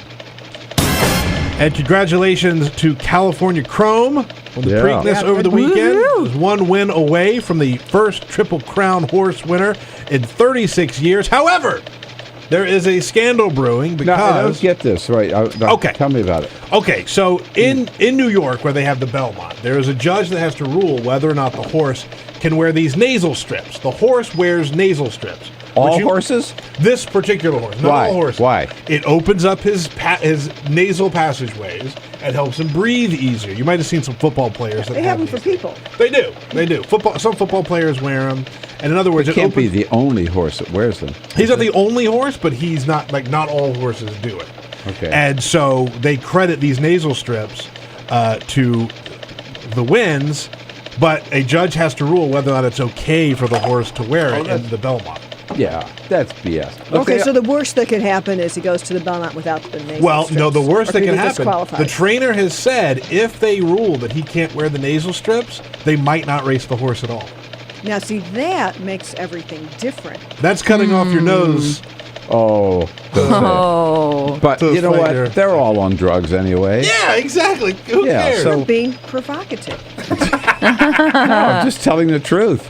Yeah, they are. And so the idea that these nasal strips are going to make a difference, come on. It might be, well, if it was a person, you could say it was psychological, that they had a false dependency. But on a horse? The other thing is if they put nasal strips on all the horses. Sure, even the playing field. Yeah.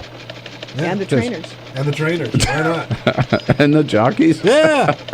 Go for it. All right. Have a ball. Thank you, Peter. Thank you. All right, Lynn, where do we start? There's so much to talk about. I want to ask you, first of all, as a very accomplished, very well-respected Sounds like a three-pointer coming. Female journalist.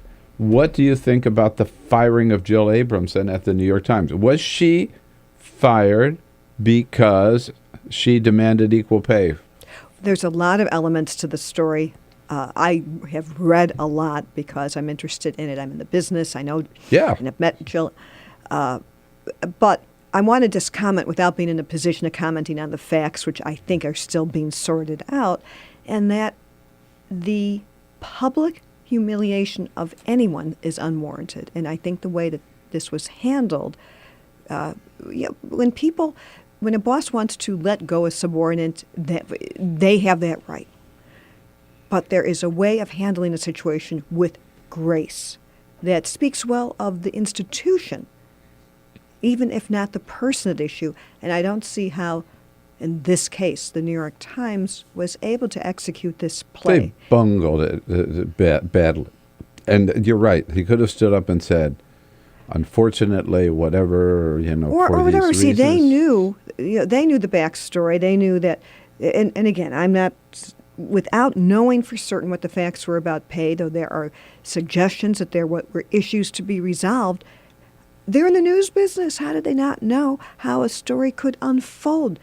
The New York Times, of all papers, didn't see 3 steps ahead in trying to put their best foot forward, do the best to treat an editor and give her a graceful exit, deserved or not, because that's what's good for the paper.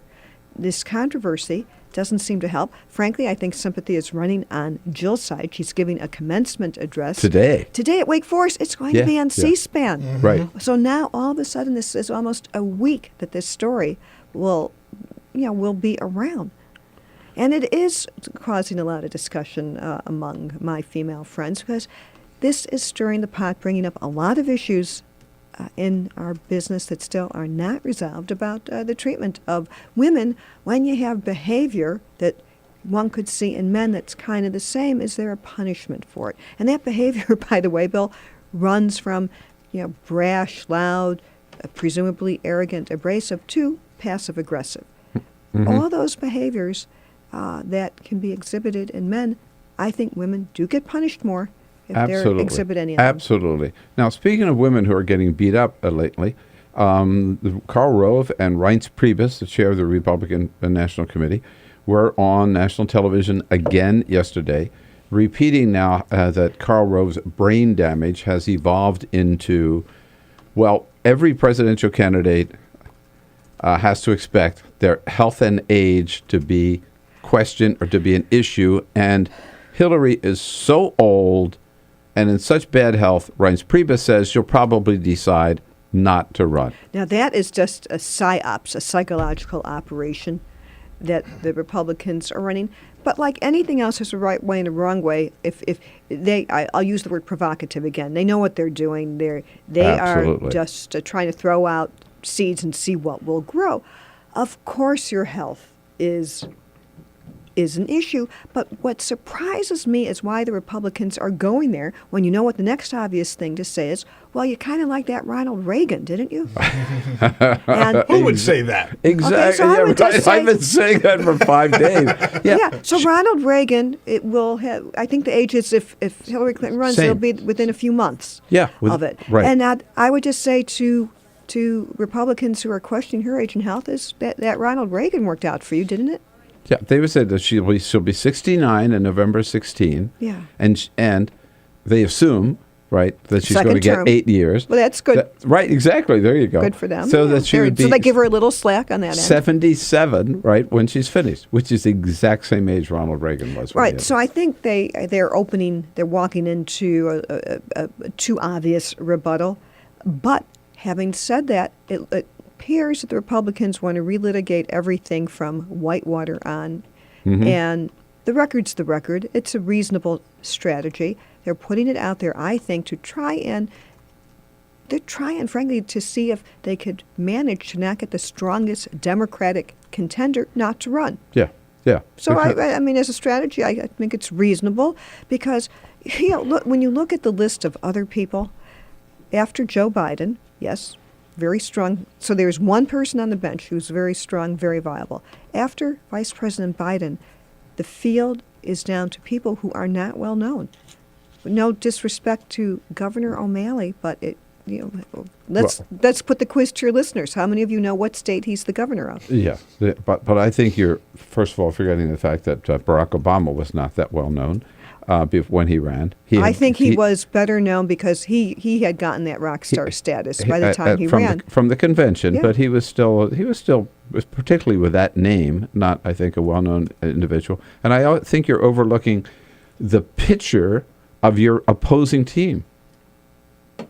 Oh, Kirsten Gillibrand? Kirsten Gillibrand. I think she'd be a phenomenal candidate. I do see her as a potential, but I don't think I would put her also on the list of people who aren't well known. True. Today, right. I mean, let's go out if we were on, then you've got Elizabeth, whatever. But you've got Elizabeth Warren. And if Hillary's not in, Elizabeth Warren is, I believe. But there we go. So you say fair game, though. Any record is fair game. I think how you frame it is what could be the controversy. So everyone out listening knows that when you suggest that Hillary Clinton had some horrible brain tumor, that's you're making stuff up. Yeah. The point is in politics is to figure out what your argument is and be right. Even Newt Gingrich said that was over the line. I mean, way out of bounds. Lynn Sweet here from the Chicago Sun-Times. Join the conversation. It's always fun to talk the politics and the news of the day with Lynn at 866-55-PRESS. We'll be right back. This is the Bill Press Show.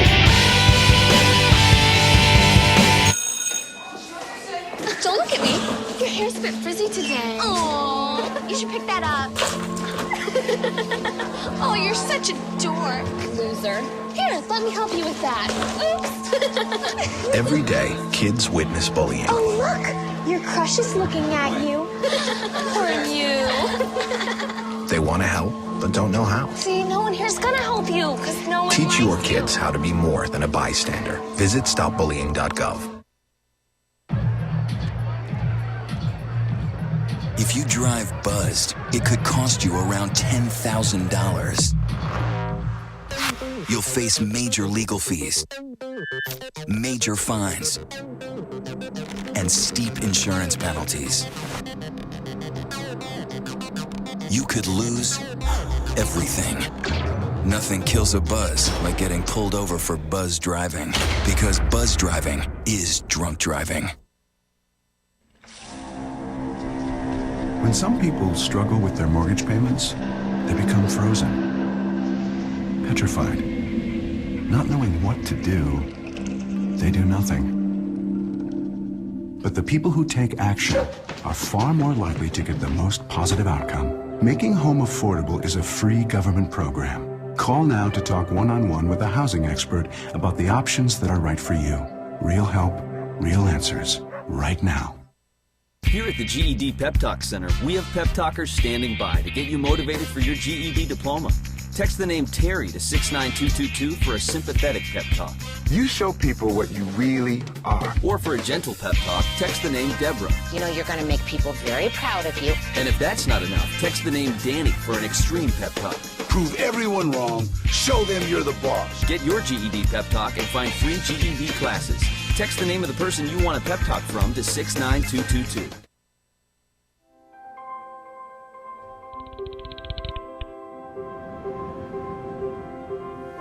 Did you see the world differently?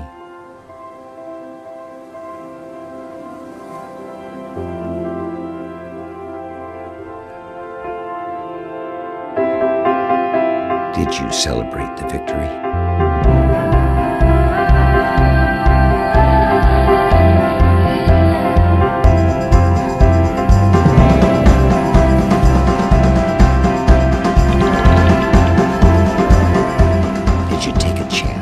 So today, I state clearly and with conviction America's commitment to seek the peace and security of a world without nuclear weapons. Did you stand up against our greatest threat?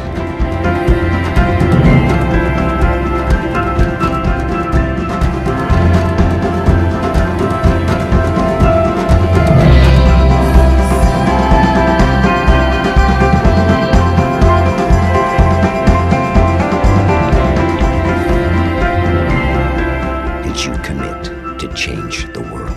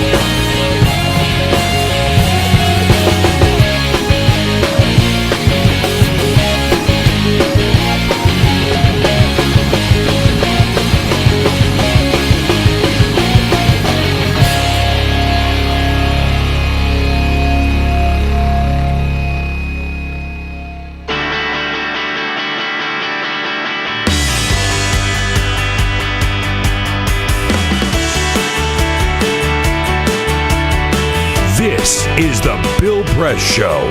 26 minutes after the hour, here with Lynn Sweet from Chicago Sun-Times. We'll be joined by Carmel Martin from the Center for American Progress in the next segment. Lynn, yesterday, Chief of Staff, White House Chief of Staff Dennis McDonough was on Face the Nation, interviewed by Major Garrett, where he said the president is mad as hell about what's happening at the Veterans Administration. If he is, why isn't he doing more about it, or why isn't he saying that himself? Well, my guess is soon he will. You know, whatever is the next interview, he'll be asked about it, I am sure. He sent a top deputy, his deputy chief of staff, Rob Neighbors, over to the VA to oversee an investigation. What happens, we've seen these problems evolve from the first screw-up over healthcare.gov. First, there's tempered responses. We'll have to see, are the allegations true? You know, maybe there's a quick fix.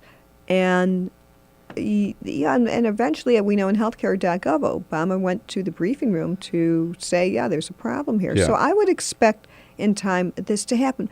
But the difference here is that even the VA leaders seem to, when they were at their hearing Thursday, they didn't seem as, they did come off as a bit passive about this problem. Not to say that, I know this is just the optics of it, but sometimes a little emotion reassures people that you get the message as to how serious this is. I totally agree with you. I think today, the president's got to come out. I mean, he just can't wait much longer to come out and just show that he's really pissed off. Yeah, but when you think about it, though, what will that do? Well, show people he cares. Hold that thought. We'll be right back with Lynn Sweet and Carmel Martin from the Center. So this is my computer. This is your computer. Let's go on the internet. Let's go. Click it. Yes. Okay. I cursor in between the R and the E. Pressing down, I want you to just push the period. She's gonna love me all over again. That's it. Jamaica, here you go. Here we go. Good job. Thank you. Thank you. And I did it by myself. Feel smarter. So, I'm kind of new here, but I've noticed a trend. My human does this funny thing where she goes around and gets all my toys, and then she hides them in that basket by the door. But it's always the same basket, and it's always in the same place. And then she acts so surprised when I find them, but, she's putting them in the same basket. Again. It's like, hello? That's where you put it last time. You were the worst at hide and go seek.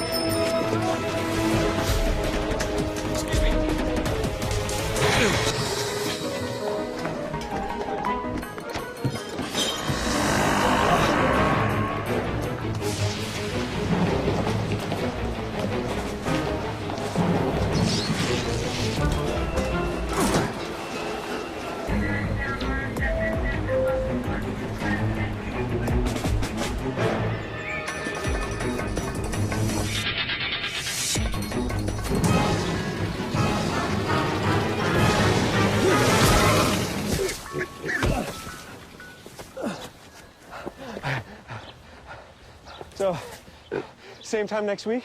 Well, of course. Put away a few bucks, feel like $1 million. For free tips to help you save, go to Feed the Pig.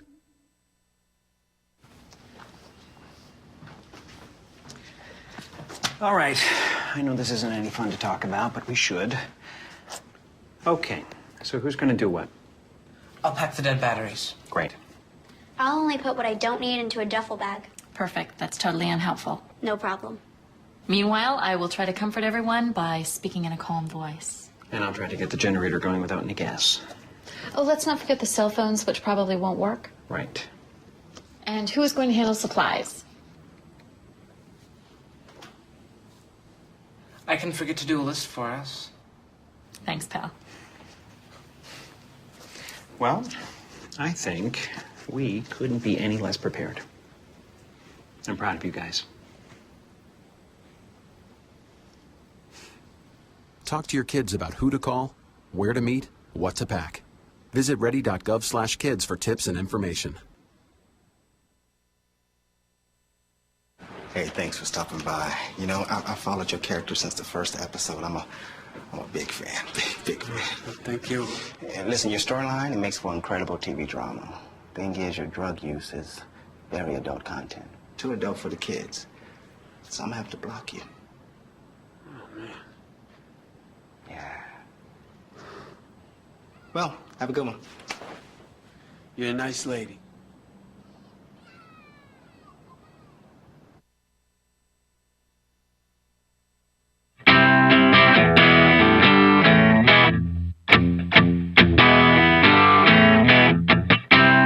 Connect with The Bill Press Show on Twitter. Follow us at BP Show and tweet using the hashtag WatchingBP. This is The Bill Press Show. All right, at 33 minutes after the hour now, continuing here, wrapping up hour number 3 of the Bill Press Show this Monday morning, May 19. Happy to have Lynn Sweet back from the Chicago Sun-Times as a friend of Bill for the entire hour. Lynn and I are now joined by Carmel Martin, who is the Executive Vice President for Policy, very important position, at the Great Center for American Progress, limping along without its founder, John Podesta, because he is now one of President Obama's chief advisors at the White House. Hi, Carmel. Nice to meet you. Nice to see you. Thanks for coming in. Glad to be here. Right. Lynn, I want to ask you, before we get into some of the education issues and others we want to talk to Carmel about, Juan Castro is coming from San Antonio. He will be announced today as the new head of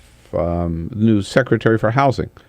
It'll be interesting because I would bet he has, just guessing at this level, he probably will have an okay time getting through Senate confirmation. Mm-hmm. Because this would be, unless something comes out, it would seem to be tough for the Republicans to pick a fight on this one. Now, he's the brother. His twin is in Congress, Julian, and he's the brother that gave the keynote address to the last Democratic convention, right?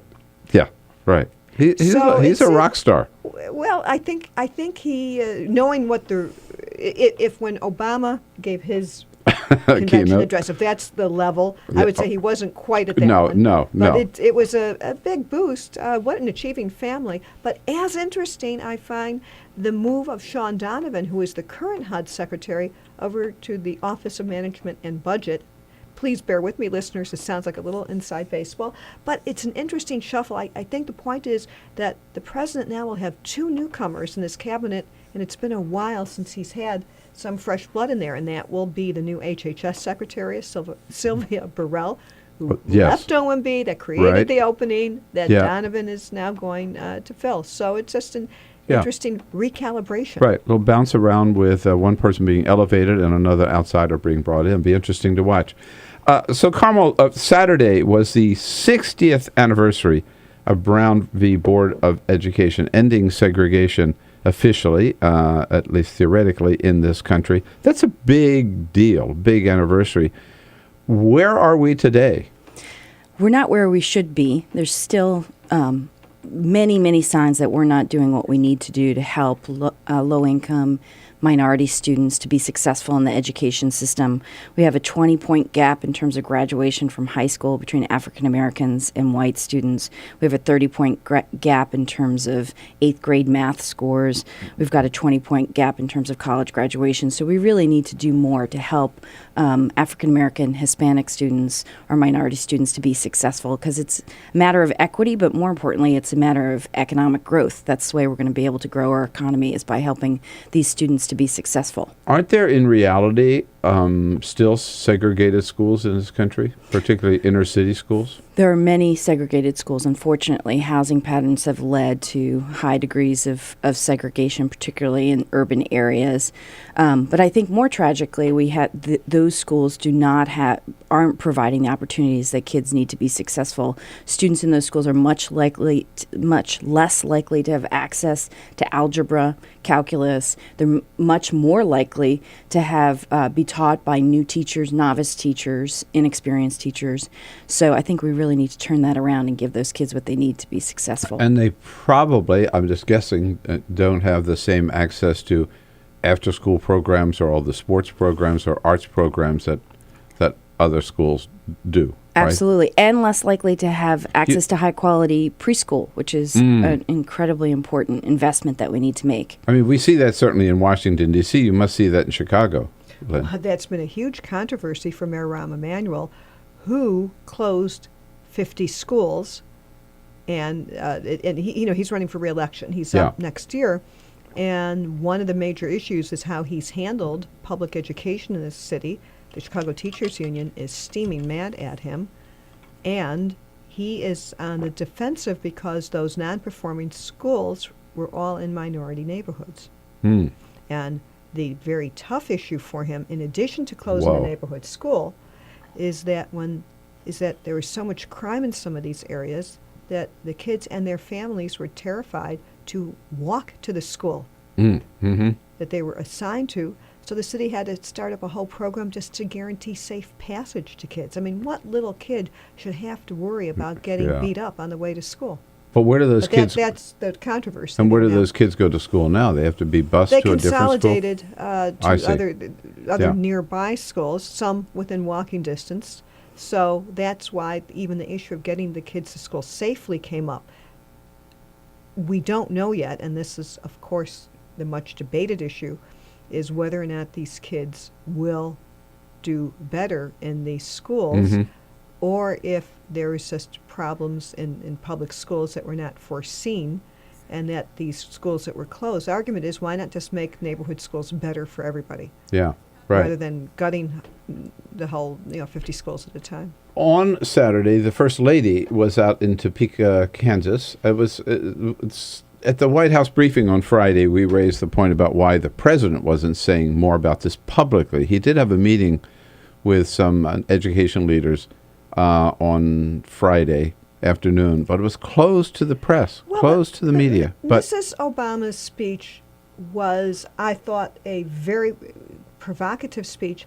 And when you talk about Brown, she is a product of public schools. Exactly. He is a product of elite private schools. Right, which is why they say that they wanted her to be the voice of the administration. And you're right, she gave a very powerful speech. Here's just a little clip. The truth is that Brown versus Board of Ed isn't just about our history, it's about our future. Because while that case was handed down 60 years ago, Brown is still being decided every single day. That's the point you're making, too, I think, right? Absolutely. Still those basic questions of equality are faced every day. And Yeah, and we need to invest more in our students. We need to ensure universal access to preschool education, something the Center for American Progress has been a Well, I was just going to ask you about that. That's where it starts, doesn't it? Absolutely. I mean, we need to give students a chance so that when they show up at school, they're ready to be successful. And we know it's the best investment we can make. Conservative estimates are for every $1 you invest in preschool, you get 7 back in terms of future income of the student, less investments in social safety net programs, less likely to have a child at a young age. It's really a slam dunk, but we've had trouble moving that through Congress. There is a proposal. The president has put forth a proposal. Chairman Harkin, who is the Democrat in charge of education policy in the Senate, has introduced his own bill and has started moving it forward just last week.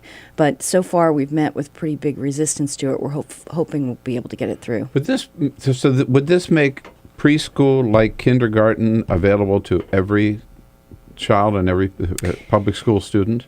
That is the vision. I mean, it starts with the lowest income students, middle income families, but the idea is that it would be free to all, just like kindergarten is. You know, there's not a family today that could afford it that does not have their kids in preschool, right, Lynn? You know, it's just sort of assumed. Yeah. I mean, I know our grandkids are all in preschool, right?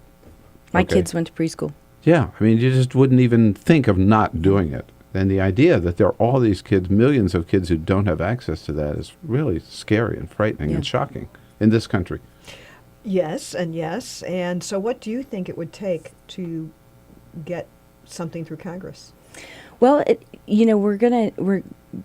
I think it's something we have to see Congress willing to spend some money. That this is an area where you can't do it on the cheap. Just giving there was a $250 million pilot program that was in the last appropriations bill. That's great. Hopefully, we'll have be able to invest in some low-income areas and get those areas a head start. But we really need a much larger investment. And right now, that's hard to see how we can get that through Congress. But it is an issue that has had bipartisan support. You see Republican governors across the country actually embracing preschool as their one place where they're willing to spend money. But is there a strategy that at even though programs might have you could unify people in the broad strokes, and policy-wise, let's say there's no objection from a Tea Party movement for pre-K, it comes down to how you pay for it. So this program, like so many others, just gets to a ground stop in the Republican House. Because, I mean, can't anyone figure out a way to get a coalition going that can convince House leadership to have a vote? We see it doesn't happen on immigration. So why would it happen on pre-K? Well, I mean, I think we have to appeal to people's desire to have economic growth in the country. It's a matter of fairness. There is a coalition. It's called the Strong Start Coalition that is trying to move the issue across the country. I think it has to be a bottom-up effort because I think if we get caught inside the Beltway politics, we're not going to make any progress. But again, we're hopeful because it is a place where you see Republicans across the country and Democrats embracing it at the state and local level, that it might be a place where we could get some traction. I would just say that I think Republicans ought to be interested in it because Republicans have babies too, and they have little kids too. I mean, just seems to me this is an issue that everybody ought to be able to identify. They want the best for their kids and for everybody's kids. But all these spending issues are hard. Even the people who are in the infrastructure business who want to promote spending for more transportation, they have a line that I've heard for years. There's no Republican highway or Democratic highway. Everybody has a highway. And then when it comes to people who don't want to spend more money, who think government is too big and too expensive, things just grind to a halt. And it's hard to get around it because they're not questioning the relative merit of a program as much as we spend too much money so we can't spend more. Mm-hmm. Yeah, we really need to get past that. No, we have to get past it because if we don't, the country's going to suffer. The Highway Trust Fund's about to run out of money this year, so that's another perfect example of a place where we have to get past politics and ideology and do what's right for the country. We just have to get more of those, get enough of those Tea Party people out of Congress and get some people in who are willing to move the country forward and not just bring it to a dead halt. When we go back, we'll be back with Lynn Sweet and Carmel Martin here. I want to talk a little bit about healthcare and the status of it now, because I think things may have changed a little bit, and where we were talking certainly a month ago or 6 months ago. We're here on the Bill Press Show at 15 minutes before the top of the hour. Your calls welcome at 866-55-PRESS, and we'll be right back. Join the conversation anytime. This is the Bill Press Show.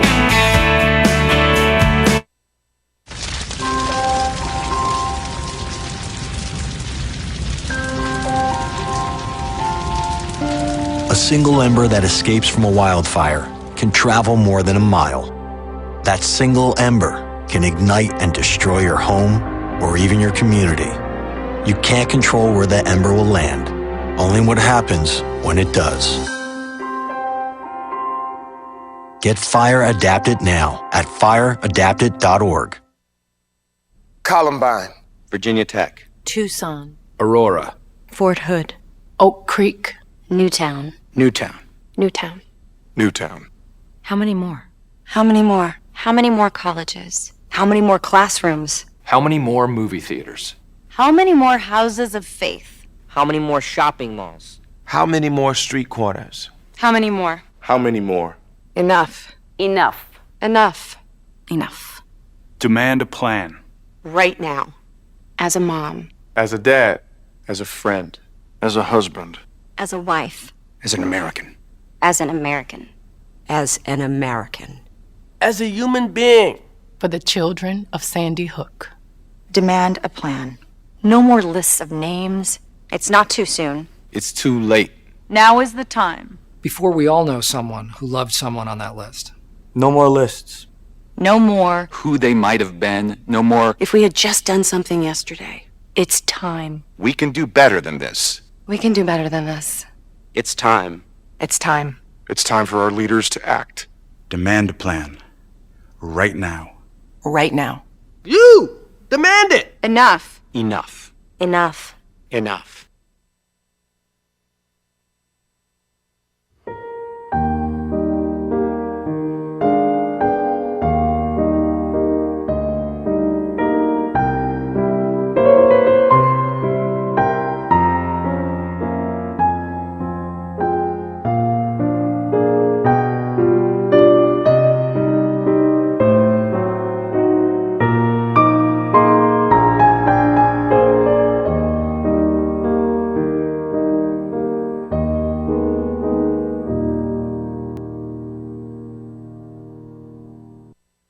None of us would want to be told we can't marry the person we love. As Americans, we believe in freedom. That's what I fought for as a Marine, and that's what we believe in as Republicans. Freedom means freedom for everyone. I didn't used to understand the importance of same-sex marriage, but after learning my brother was gay, I wanted the same rights for him. He was the best man at my wedding, and I want to be the best man at his. It's only fair that Calvin should have the freedom to marry the person he loves, too. It's time for marriage.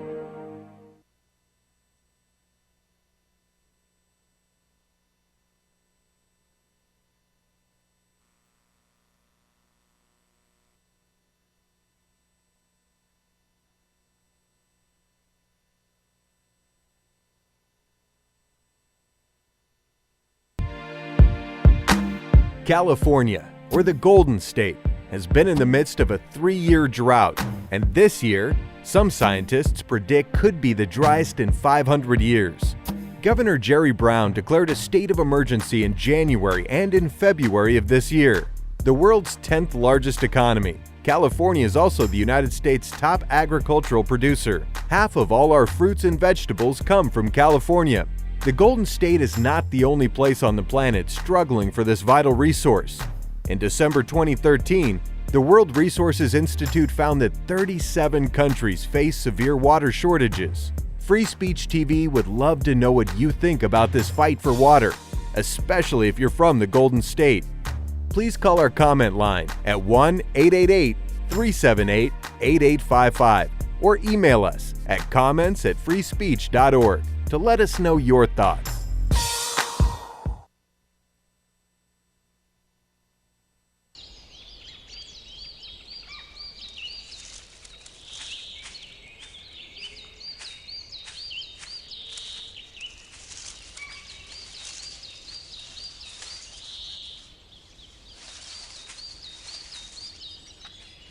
At Earth Justice, we defend the environment in the courtroom.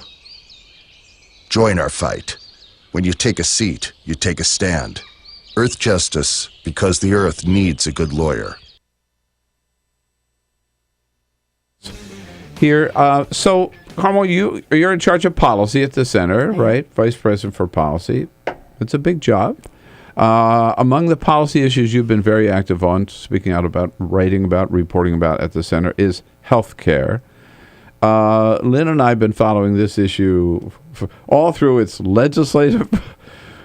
I started it since Hillary Clinton. With Hillary, okay, yeah, following Hillary, and that 90s, that was up and down in one year, but then Barack Obama brought it back. Took it 3 years to get it through the legislature, and then 3 years to get it. Well, 2 years, I guess, through the legislature, right? Anyhow, it's been a long time, but I have the sense that we've shifted. I don't hear Republicans talking as much about the Affordable Care Act anymore or Obamacare. Why? Well, I think people are starting to benefit from it, and they like it.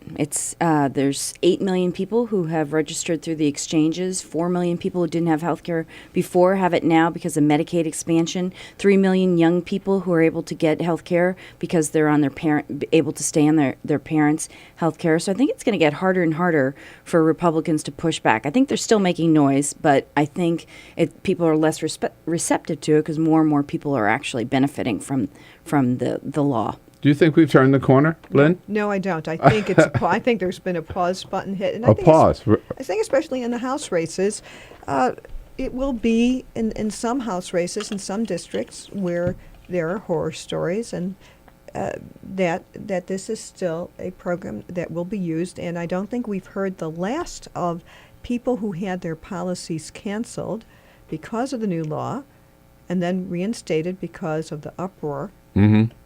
That's temporary. Some of those temporary extensions will expire, perhaps. The timing's different for different people, but it might come up around election time. So I think that it's still too soon to say this is off the table as an issue. And for as many people that, one statistic I don't know that has been gotten out yet. Tell me, because you know more, and you must know. When the administration says 8 million, how many of those are people who had their policies canceled and then just went, there is a portion of those individuals who had policies prior to the exchange policy, but they were of lesser quality. No, I'm not. Let's just do one little bite size at a time.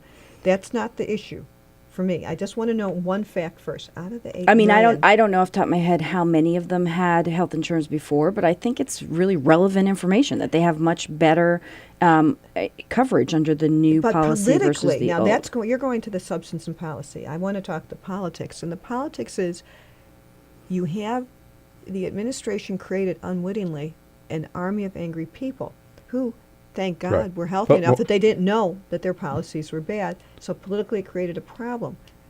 That's why the number would be relevant to know politically how many of those people. But you're assuming that they're still angry. If I'm assuming nothing. I just wanted if they have a better policy, they may not be still angry. But we're really out of time.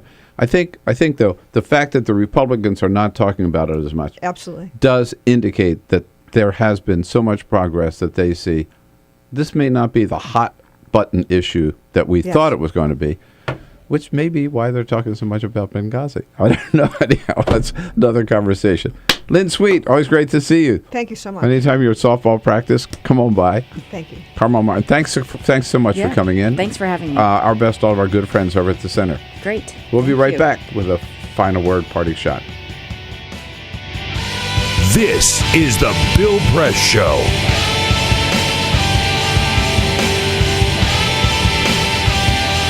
This is my computer. This is your computer. Let's go on the internet. Let's go. Click it. Yes. Okay. I cursor in between the R and the E. Pressing dot, I want you to just push the period. She's gonna love me all over again. That's it. Jamaica, here you go. Here we go. Good job. Thank you. Thank you. And I did it by myself. Feel smarter. So, I'm kind of new here, but I've noticed a trend. My human does this funny thing where she goes around and gets all my toys, and then she hides them in that basket by the door. But it's always the same basket, and it's always in the same place. And then she acts so surprised when I find them, but, she's putting them in the same basket. Again. It's like, hello? That's where you put it last time. You were the worst at hide and go seek.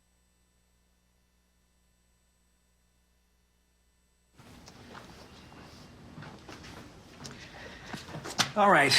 I know this isn't any fun to talk about, but we should. Okay.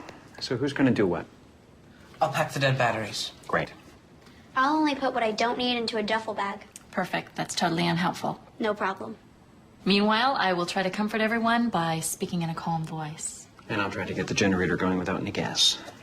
Oh, let's not forget the cell phones, which probably won't work. Right. And who is going to handle supplies? I can forget to do a list for us. Thanks, pal. Well, I think We couldn't be any less prepared. I'm proud of you guys. Talk to your kids about who to call, where to meet, what to pack. Visit ready.gov/kids for tips and information. Hey, thanks for stopping by. You know, I followed your character since the first episode. I'm a big fan. Big fan. Thank you. And listen, your storyline, it makes for incredible TV drama. Thing is, your drug use is very adult content. Too adult for the kids. So I'm gonna have to block you. Oh, man. Yeah. Well, have a good one. You're a nice lady.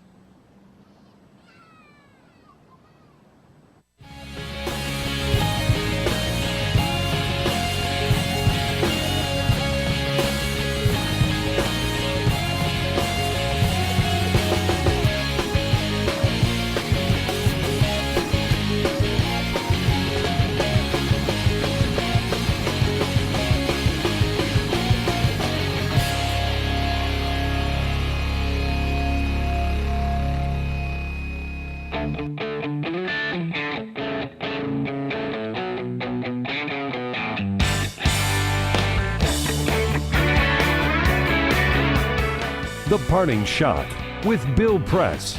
This is the Bill Press Show. Well, one thing you got to say about Karl Rove, he doesn't back down. He is still repeating his charges that Hillary Clinton's age and health are going to be real issues if she decides to run for president. And the Republican national chair yesterday said that he doesn't think Hillary will even run again because she's too old and too frail. You know what that all means to me? It means that Republicans are so afraid of having to run against Hillary Clinton that they will say or do anything to try to derail her. Go, Hillary, go. I don't know what decision she's going to make, but Karl Rove won't have anything to do with it. Have a great Monday, folks. We'll see you back here again this tomorrow morning. The Bill Press Show.